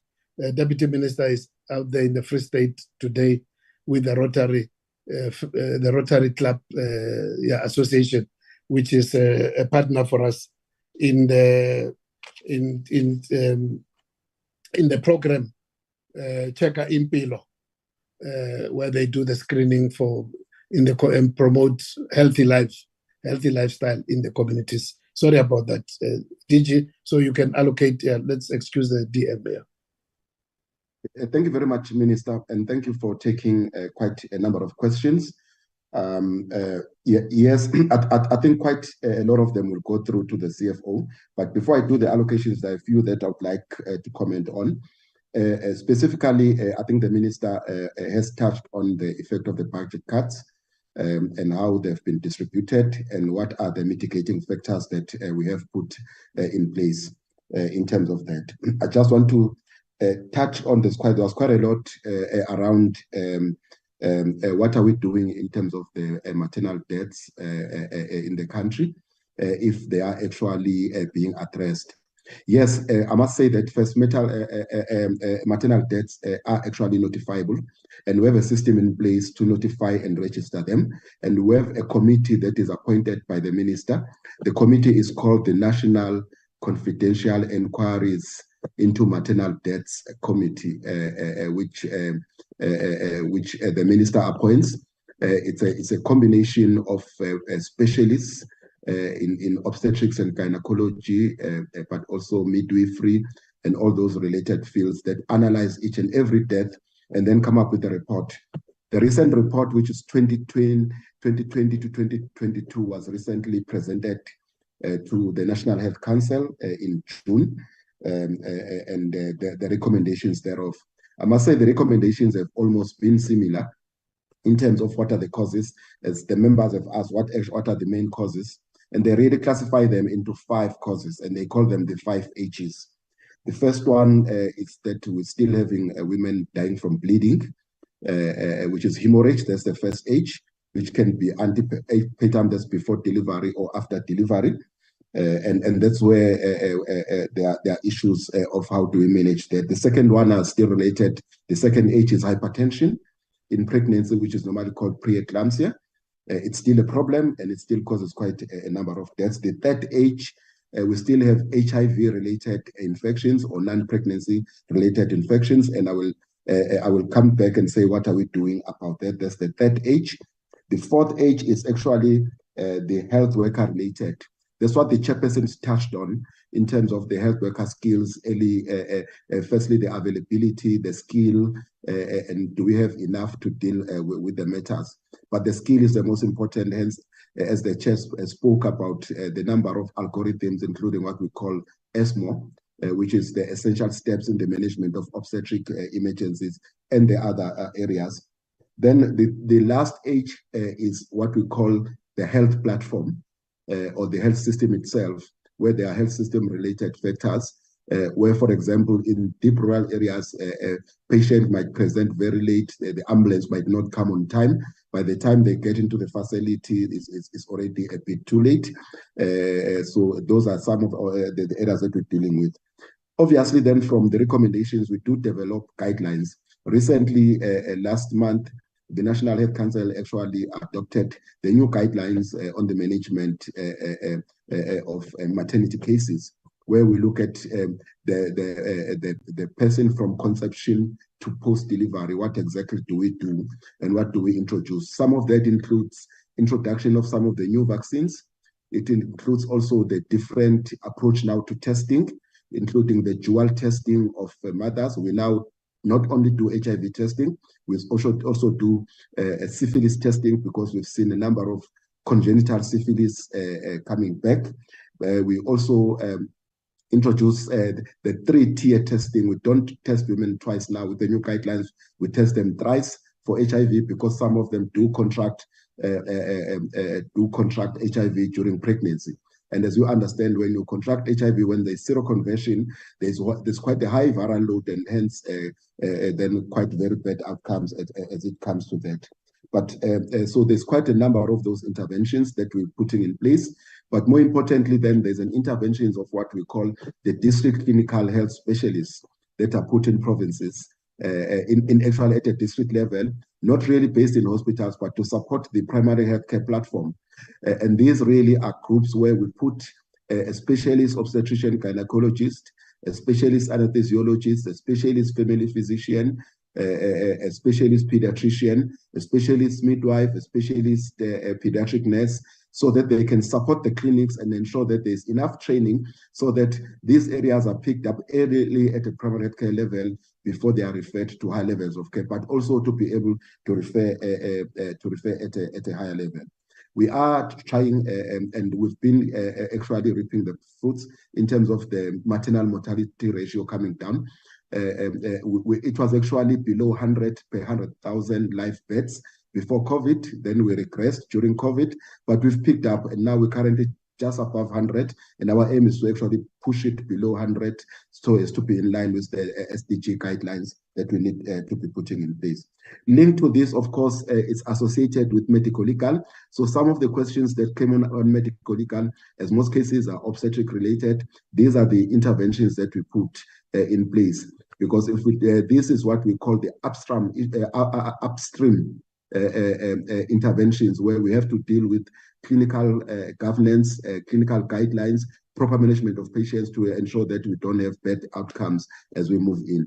Of course, there are health worker related factors which also do relate to this matter, where there is late presentation. And I must say specifically, one of the things that has been raised was with the people who are in the country illegally. Some of them do not actually come to the facilities in time, maybe for fear that they are not in the country legally. What then happens is that they normally wait until they are at an advanced stage of labor, and then they go to the facilities where then the nurses will just attend to them, deliver the babies, and in some instances, there might be some issues then in terms of the outcomes of those babies, and also sometimes the outcomes of those mothers themselves, because they've not been seen in time, they've not gone through the antenatal care, so that issues are picked up earlier in time. So on the medical legal, as health, what we've put in terms of the medical legal summit declaration in 2015, there's quite a number of areas. We are focused on those areas where we really deal with issues of proper clinical care, availability of the skilled health personnel that are able to do the work and pick up if there are problems, and ensuring that actually we also do what we call clinical audits, where we actually go through and see what are the shortcomings of our health service delivery, how do we improve. Hence, the team under Dr. Mahlati is actually working on ensuring that all the facilities have proper clinical audits that are led by clinical managers to ensure that these issues are addressed and picked up and do not actually lead to a medical legal as we move forward. But Dr. Mahlati will touch more on that one. I think those are the main ones that the last one I want to take on is the issue of the fake food. This is a topical matter currently in the media and in the communities. The team under environmental health, as we know that environmental health is actually the competence of the district and the metro municipalities. We do set up the policy and we do work closely with them to assist them to actually implement what is supposed to be done in terms of the inspections. However, it's beyond them, as some of this is really it's a criminal matter, and there are laws that are in place. Hence, we have actually elevated this matter to the NAT joints. We did sign the letter last week after guidance from the NAT joints, so that there can be joint operation between the municipal health officials plus the law enforcement agencies in going into these areas. As you would have noticed, Honorable Chair, that in some of the areas, some of the health inspectors or the environmental health practitioners have actually been attacked. We've seen something that happened here in Johannesburg and the other areas. Hence the importance through what they call Operation Chanela, that we participate and then we're able to pick up those areas through our environmental health officers that are employed by municipalities. It is a difficult matter that we deal with, but I will allow Dr. Lynn Moeng to come in also just on that matter. So Minister, let me then do the allocations. There's quite a lot that the CFO is going to deal with. The Minister has elaborated that. He will deal with that. Then after the CFO, I will allow Dr. Mahlati.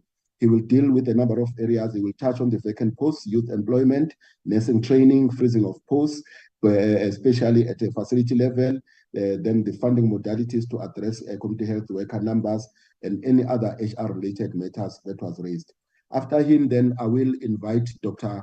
Lynn Moeng, who will then talk about the DM was going to talk about it, our approach to hypertension, diabetes, what are the programs that are in place, the issue of malnutrition and what we call SEM, severe acute malnutrition, and what are the programs that we are doing. Of course, it's beyond health, but she's going to deal with that. Then there's an issue of unhealthy foods, the labeling, she's going to talk about that, the regulations that we are putting in place.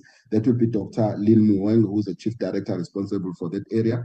And then I will invite Reverend Morewane to then talk around issues around HIV, Minister, as mentioned, TB, and he can touch on some of the maternal and child health matters.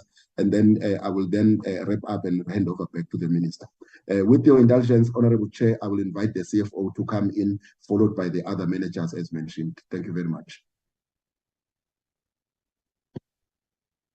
CFO?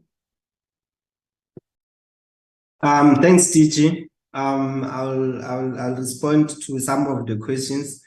There was a question regarding the CHWs in terms of the model to protect the funding. Currently, the CHWs, they have been funded under the District Health Services Grant.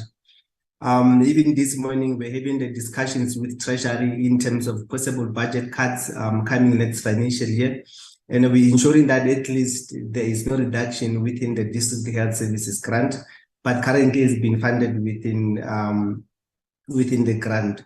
There was also a question relating to why we did not cater for the CPI in terms of our budgeting, in terms of our non-negotiables and any items in the department.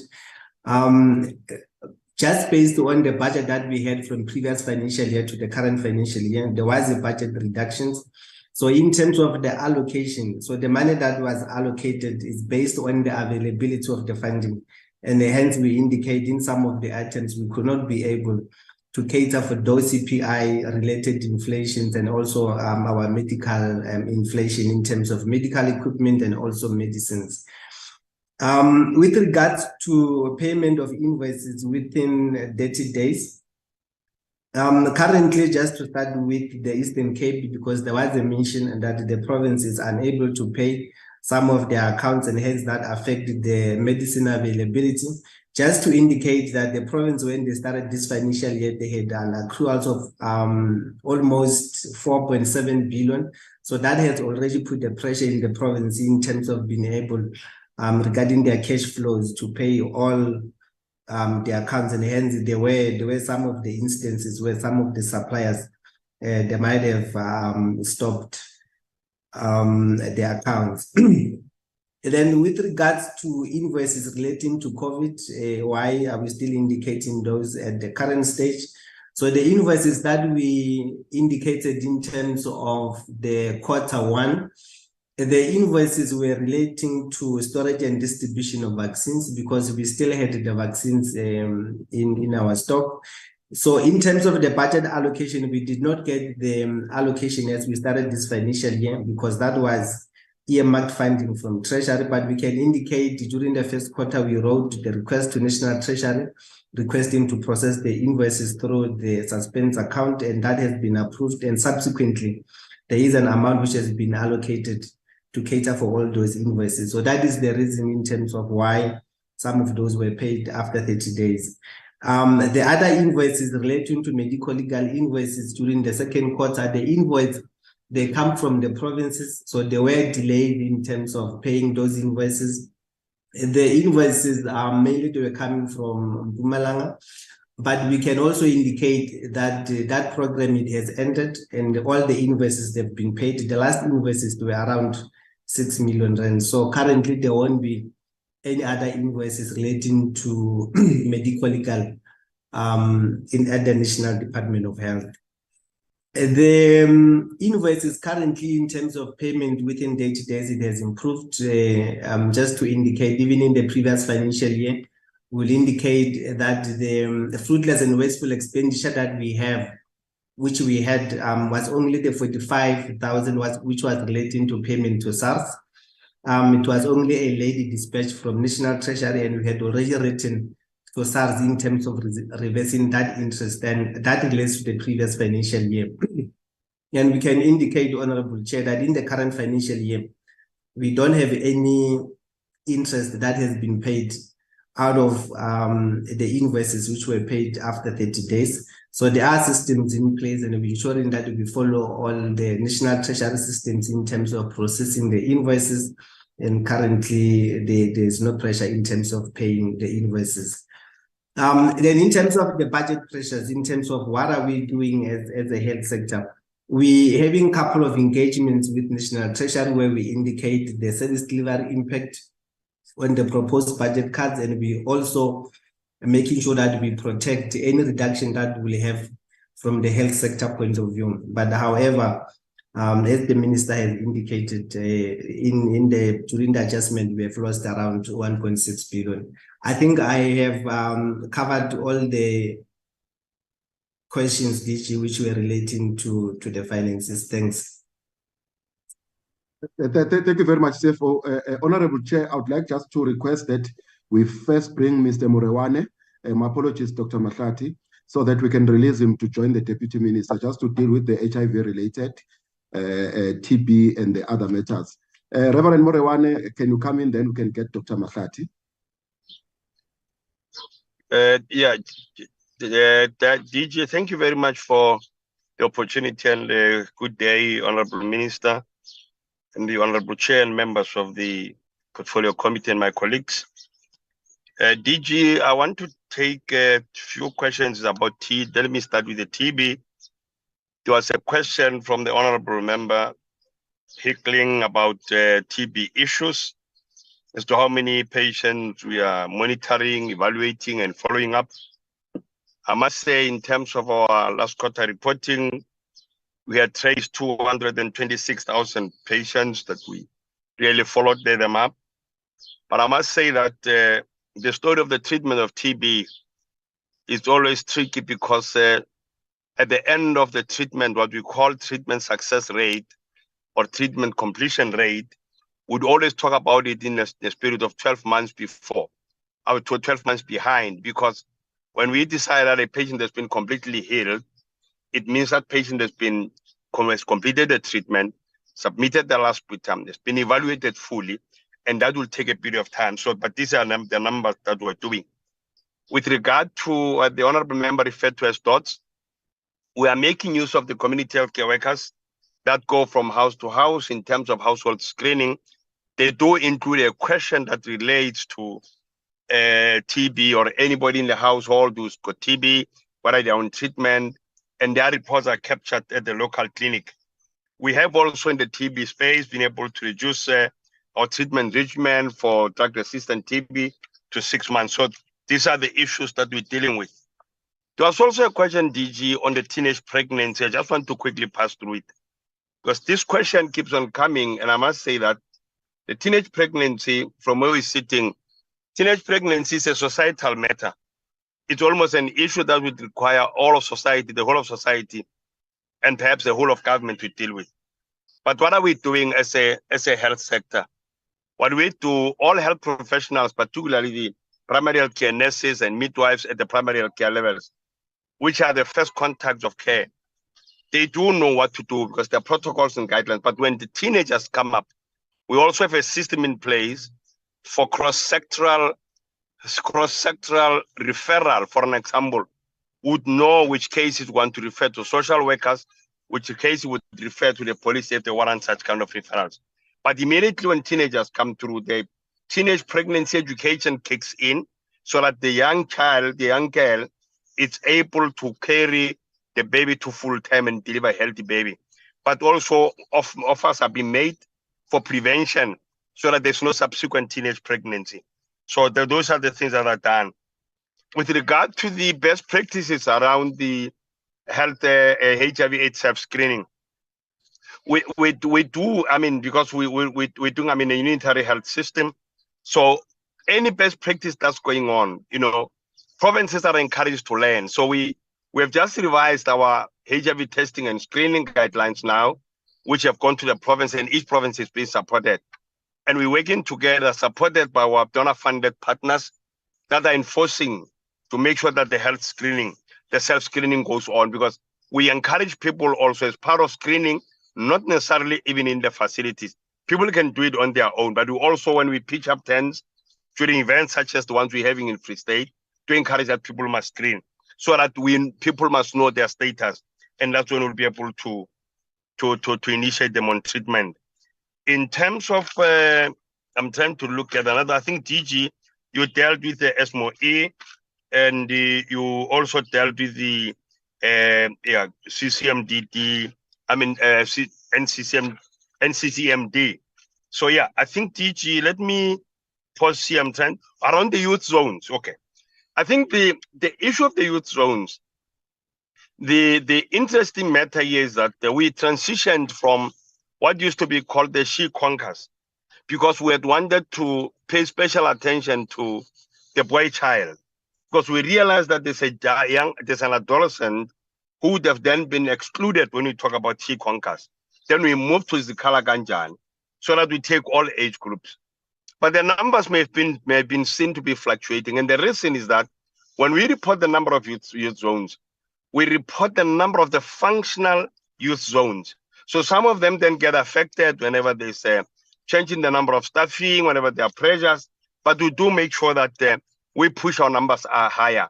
So the reason why they fluctuate is simply because it could be because issues of staffing. I think DG, let me stop here. And I think if there's anything else, DG, you can direct me. Otherwise, I'm going to stop here. Thank you very much, sir.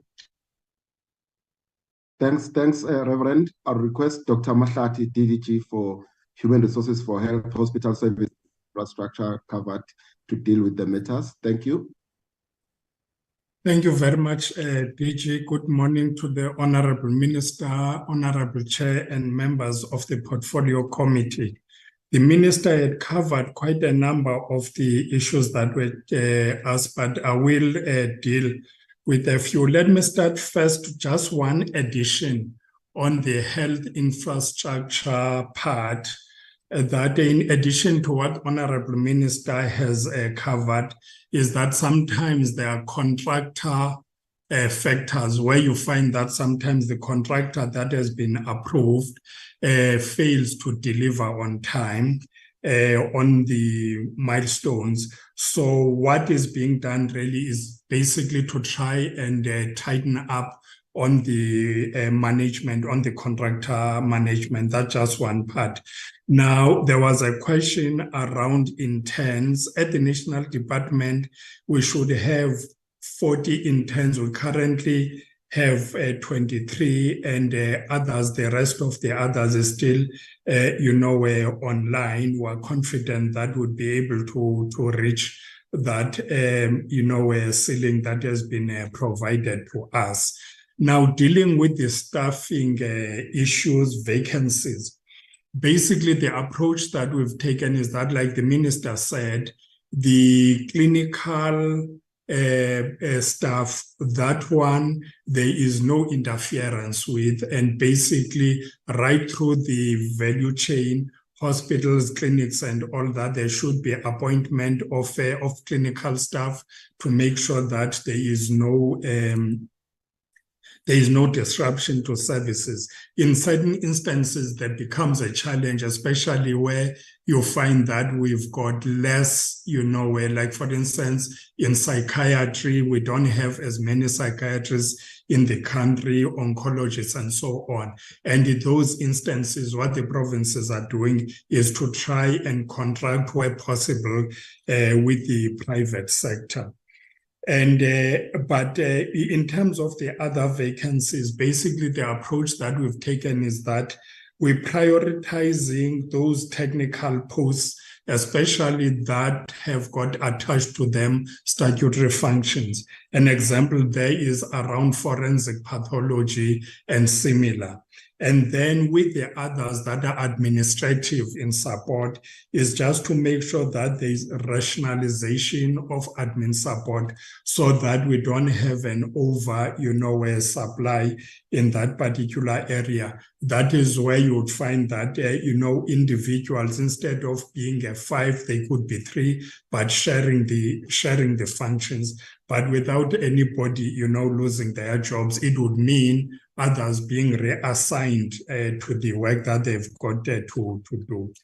The next one I would like to deal, there was a question about nursing colleges, especially relating to midwifery. Chair, Minister, and members, you'll recall that there's been a transition in the nursing education and training landscape, with postgraduate diplomas as a form of specialization in nursing being introduced. And there was quite a lot of work done between the Nursing Council, the National Department, and the Council on Higher Education. And earlier this year, the matters that were challenged were resolved. As a result, we currently have 4 public colleges that have been approved to offer specialization in nursing. The public colleges are Gauteng, Western Cape, KZN, and Northwest. The others, their applications are still in the process because there's got to be accreditation both by the Nursing Council and CHE. And there's 2 private colleges also, Netcare and Life Healthcare, that had applied and were accredited for ICU intensive care and theater nursing, and also the 19 universities that are offering education and training in nursing have been accredited. We therefore envisage that in the near future, there is going to, and because those postgraduate diplomas are 1 year, so we expect that as of July next year, we will have a significant increase in the number of of nursing specialties that are produced. Quite a number of them are in midwifery, theatre, and ICU. Then the last one, Digit, that I would like to deal with is on medical legal, mitigation on medical legal. Basically, what has happened here is that, like you had indicated, Digit, that we are engaging with the provinces and the facilities to strengthen the clinical governance systems at local level. What that requires is that the seniors across the professions have to be available to make sure that they're able to do those things like your clinical audits, the mortality and morbidity ward rounds that become very important to pick up problems quite early and they be dealt with. And also nationally, there is a case management system that is being applied with most of the provinces, because what had been picked up is that sometimes you get a claim lodged in the Western Cape, it does not succeed. The same claim then go to be lodged in the Eastern Cape or Gauteng.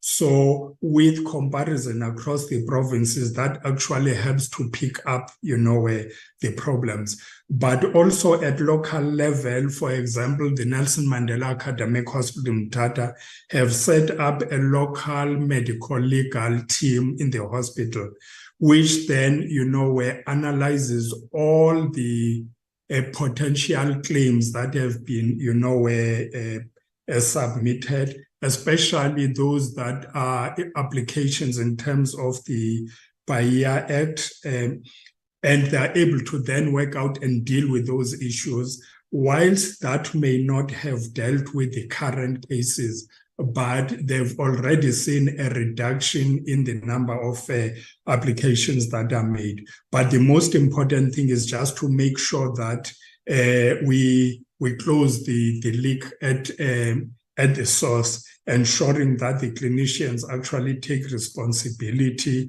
for picking up the problems quite early and deal with those problems on time. Thank you very much, DG. I think I've covered those that had been left over. I think the minister and yourself had covered the others. Thank you very much. Over to you. Thanks, Dr. Mahlati. Dr. Moeng? Thank you, DG. Good morning, Minister and parliamentarians. I would start with dealing with the malnutrition Dr. Moeng, response. Please. Dr. Moeng, please put your video on as the chair requested. Thank you. Oh, okay.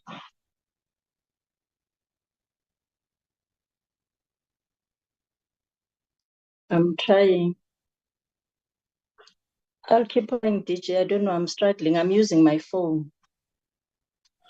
If you can't, just proceed, Ma'am Lynn. I know the chair wants us to see the faces, but if your gadget is giving you trouble for the sake of time, you can proceed. I will start with malnutrition, specifically. It's fine. Continue. Malnutrition amongst. Yes, I will start with addressing the issue of malnutrition, especially amongst children. And I'll start by saying the issue of malnutrition, it's not only a food issue, it's a food and a health issue, whereby if children have frequent illnesses, infection like diarrheal diseases, they will end up being malnourished. However, there are various programs that we are working on. As health, our key issue is the issue of early identification so that we can deal with and prevent further malnutrition. So we also have programs where we have a hand wash program, which is very critical in terms of preventing malnutrition in various households, which we implement annually in different programs, in different provinces. We continue to promote hand washing as a safe mode of preventing various diseases. In terms of early identification, our growth monitoring program, we monitor children monthly, those that are found to be growth faltering. We then, at a hospital setting, we give them food supplements. We are in a form of an enriched porridge, which should last them a few months until other interventions at social development can kick in. We also as health, our responsibility as well is the treatment, whereby we run a program of management of malnutrition, and what we monitor is case fatality, because if children come early and we treat them appropriately, we can then reduce. But then in terms of prevention, there's a program which is implemented by various government departments, the Food and Nutrition Security Plan, which is coordinated by DPME, which is the Monitoring and Evaluation Unit, which is bringing together various government departments to make sure that where the communities that have been identified to be vulnerable, we have water that can deal with water issues, we have social development, we have agriculture to can provide food to address issues of food security. So that program is dealt with by various government departments. But as health, our main issue is early identification, deal with immediate risk factors and treatment at a hospital level. Let me also then move on to the NCD program. The NCD program, we are dealing also with it at two levels, the prevention and also the treatment side, strengthening the two areas. Recently, we have, as a department, published our new NCD strategy, which addresses issues of all the risk factors for NCDs, which should include your alcohol programs, tobacco, promoting physical activity, nutrition. We are handling all those and we've strengthened those. In terms of physical activity, we are partnering with Sports and Recreation as Health to increase people who are a number of people who are physically active. We have partnered with other organizations such as Park Run South Africa, mainly to try and make South Africans to be physically active. But also our programs of prevention includes our top control, alcohol control, and the various programs that we have on promoting healthy eating.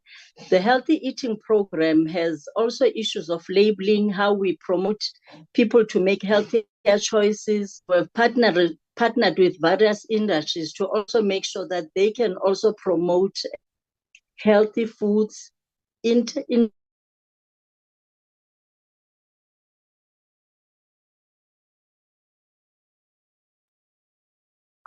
Did we lose Dr. Moeng now? I can't Yes, hear. in terms of treatment, we have as a. Can you hear me now? Yes, you're back. Thank you. Okay, I'm saying for NCDs, we are strengthening the capacity of community health workers, where we've even bought them the necessary equipment so that they can do testing at community levels and refer individuals who may be at home who are not coming to the health facility for treatment. We have set up a target as well that we need to have 90% of affected people being tested and 60% on treatment and 50% who have maintained that. That we are working with various partners as well to make sure that this program is realized. There's the food safety issue which Gigi talked about, which is mainly a responsibility in terms of monitoring. We work with environmental health officers, but as food control within the department, we set standards on food safety, and food safety starting from production, which is an agricultural issue. In terms of health, we deal with it in terms of labeling, and environmental health practitioners are then tasked to monitor environments and even give certificates where food can be produced.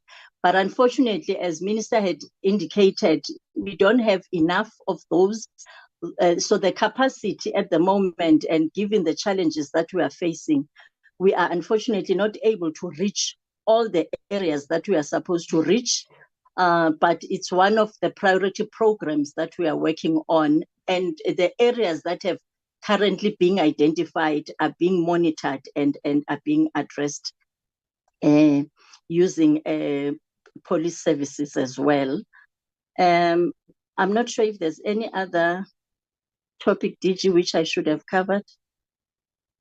Yes, I think the last one, Dr. Moeng, is the advertisement, the regulations on the advertisement on unhealthy foods.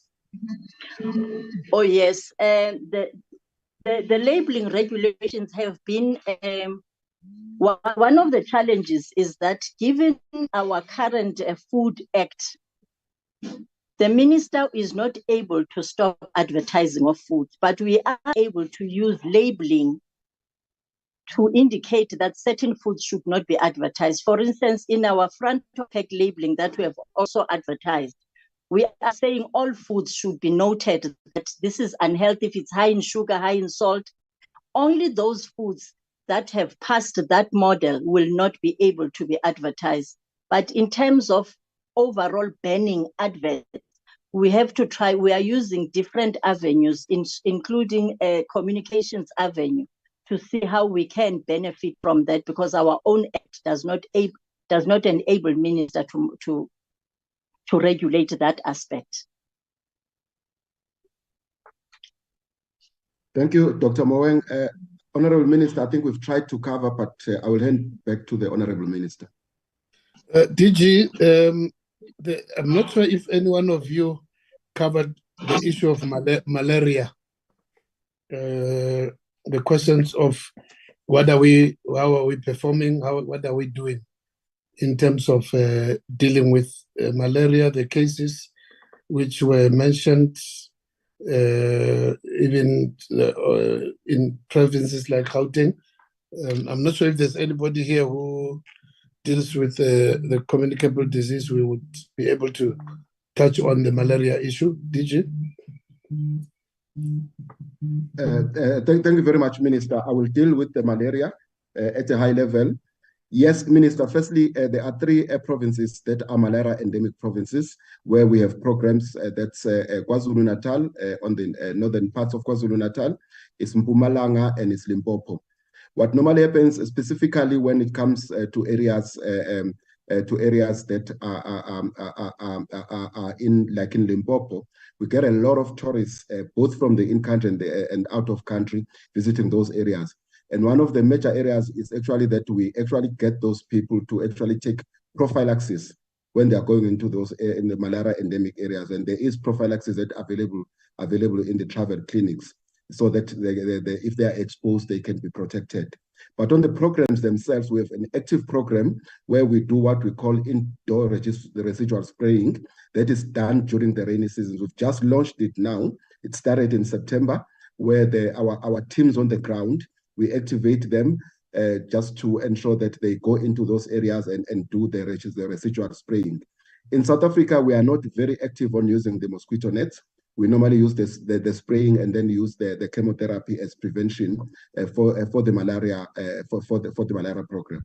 But more importantly is that the other provinces that are not malaria endemic, what's more important is that in those facilities we always encourage the clinicians to ensure that they take proper history, that is in terms of the travel history, because if you have anyone who presents with what we call pyrexia of unknown origin, or someone who just present with flu out of nowhere, and you take your history and find out if he has traveled to that area, is to then do the blood smear to actually ensure that you exclude malaria. And we've discovered that actually in some of the facilities that are the private facilities, they've missed some of these cases because they don't have a high index of suspicion of malaria in those particular areas. But in addition, Minister, just to touch at a high level, we work with our neighboring countries through a number of programs.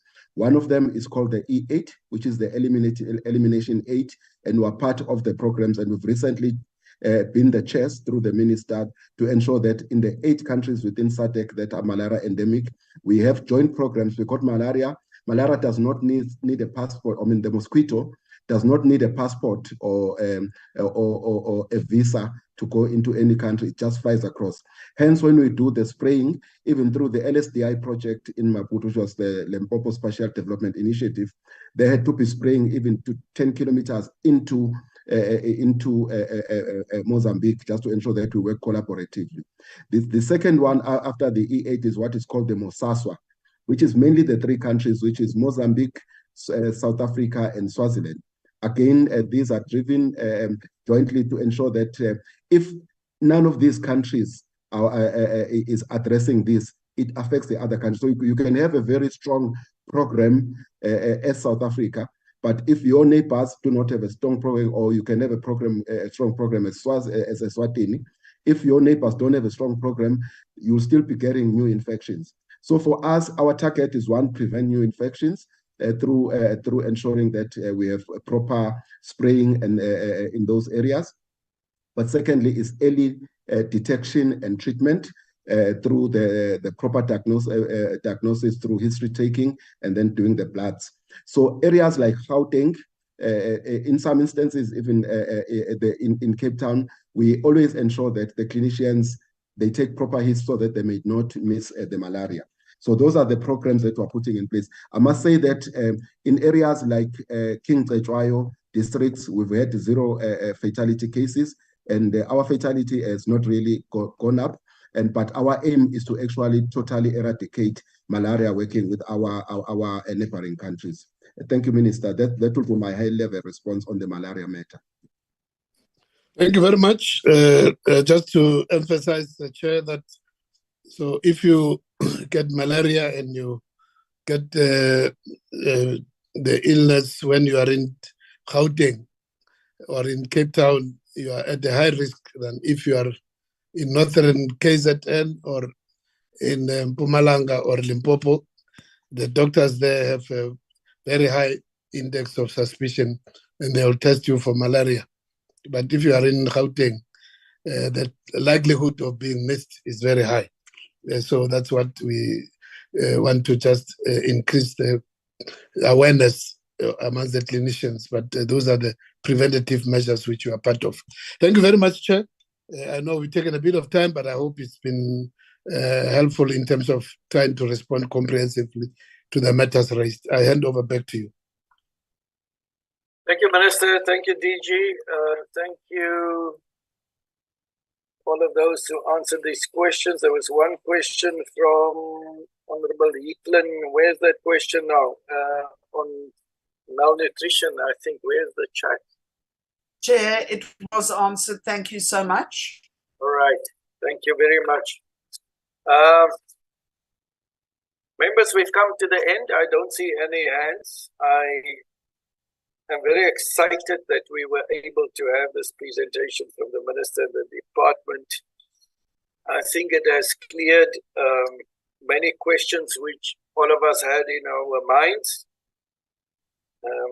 And I'm certainly looking forward to more of this type of engagements, Minister, so that we have a better understanding of what's really happening in terms of the programs of the National Department of Health, the EA, what's it called, the Maswasa, etc.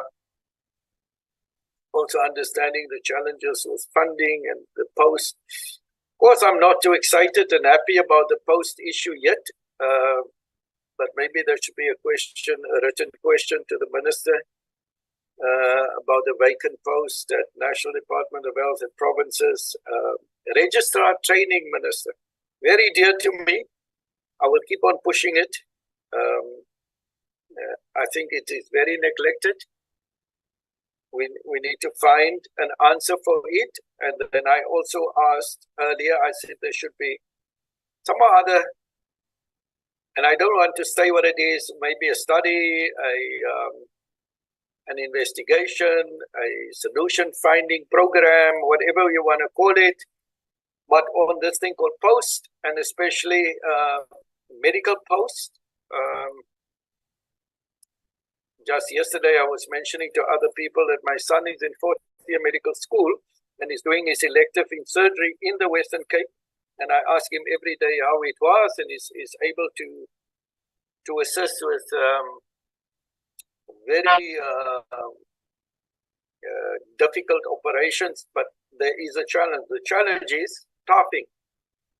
So they're not able to do all of the operations, or they're not able to have the lists which they normally have and the theaters available, etc. So it does not matter where we go in South Africa at the moment. There is a challenge with staffing, and I asked the question what it is that we can do as the portfolio committee to assist you in terms of, and I know this is will be then political lobbying or political discussions or initiating or mediating or whatever those words might be, in order to advance or to help deal with this challenge of training of all types of people needed for the health sector. And number two, making sure that the posts, all those frozen posts are unfrozen, and that there is funding for this post, and that funding for posts are not used for other programs, both at National Department of Health, their role with the provinces, but especially the provinces where the service delivery is. That question, I think, has not been answered.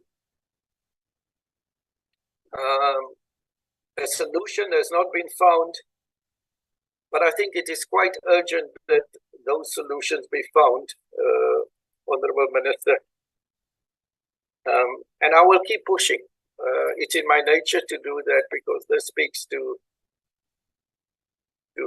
better lives, better outcomes, better opportunity for people, and health is essentially at the center of people's outcomes for better living for themselves. But that has been said, thank you very much again. I think we've come to the end of this meeting. If the Minister maybe wants to have a 30-second remark, and then I will close this meeting. Thank you. Well, thank you very much, Chair. Thanks to the members and to their contribution. Indeed, Chair, there remain quite a lot of challenges, and the human resources, as you've indicated, is at the center. The training, and we can't say at this stage that we are training enough. Of course, the paradox of that is that in some cases where we have trained people, we don't have enough finances also to keep them in the service. So those are the two paradoxes. But I can say that also, just to say to you, Chair, that there's quite a lot which needs to be, a lot of reform, which our team is working on. Some will take some time. Already, as you would know, our cost of employment is also quite high. There's a need to relook some of the allowances, including your commuted overtime and rural allowance. There's a process of trying to just realign those together with the whole issue of the OSD dispensation, which has been quite useful, but also comes with certain consequences in terms of, for instance, you're aware of the fact that we struggle to get medically qualified people into management, including CEOs, because the dispensation on the OSD is quite lucrative if you remain in the clinical practice. So very few clinicians, in any way, from a kind of income point of view, they would be disadvantaged. Even if they are good, they would be good managers overall.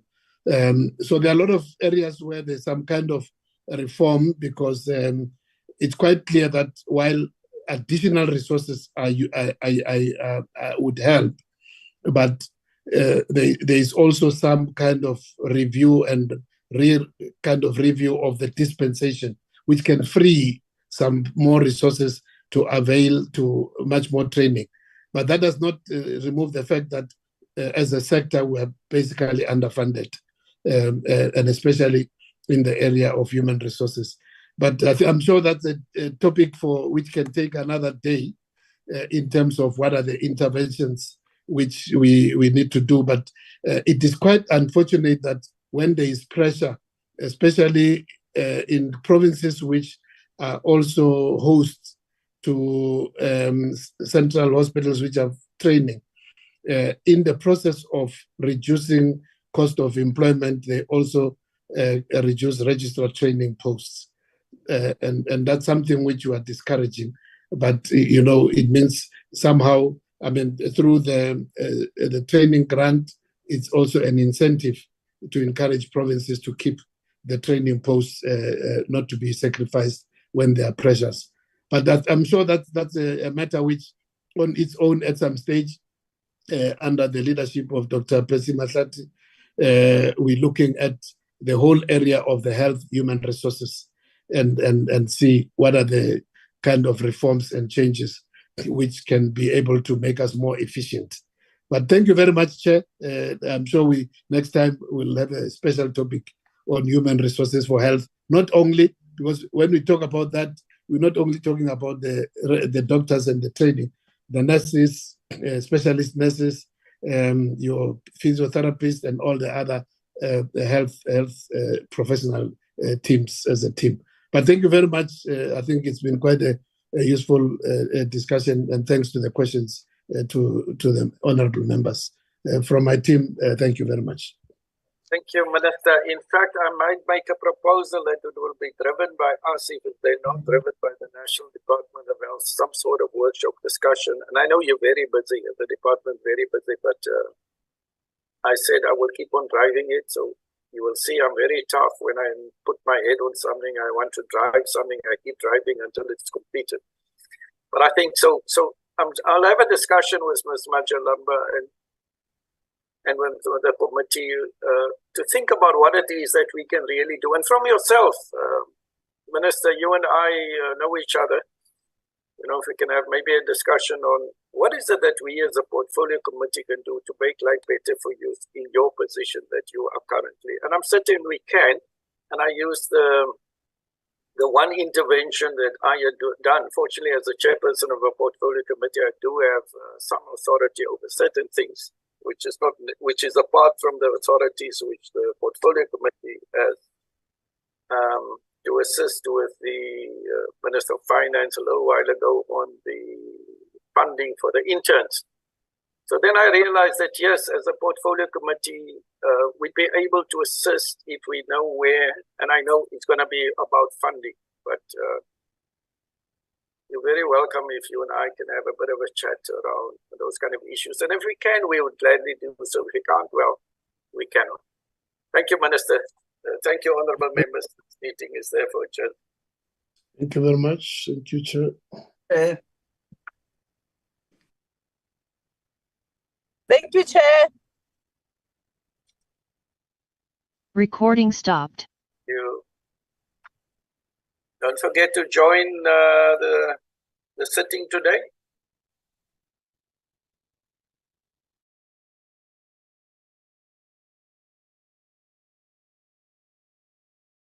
We will, Chair, and thank you. Chair. Hi, Chair. Honorable Mashela. Yes, How are you? I'm a little bit upset. My granddaughter was involved in a car accident, so that's why I'm not certain. Oh. She was admitted in Victoria Med Center in Tongati. Now she was in a coma, but today there is an improvement. Very sorry to hear, Honorable Sengwa. Yes. Yeah, let me phone you and then we can chat about it. Thank you. Right. Sorry, Mahlengwa. Thank May you the very Lord much. be with you Thank and you. the family. Thank you. Thank you. Thank you. Thank you. You. Bye.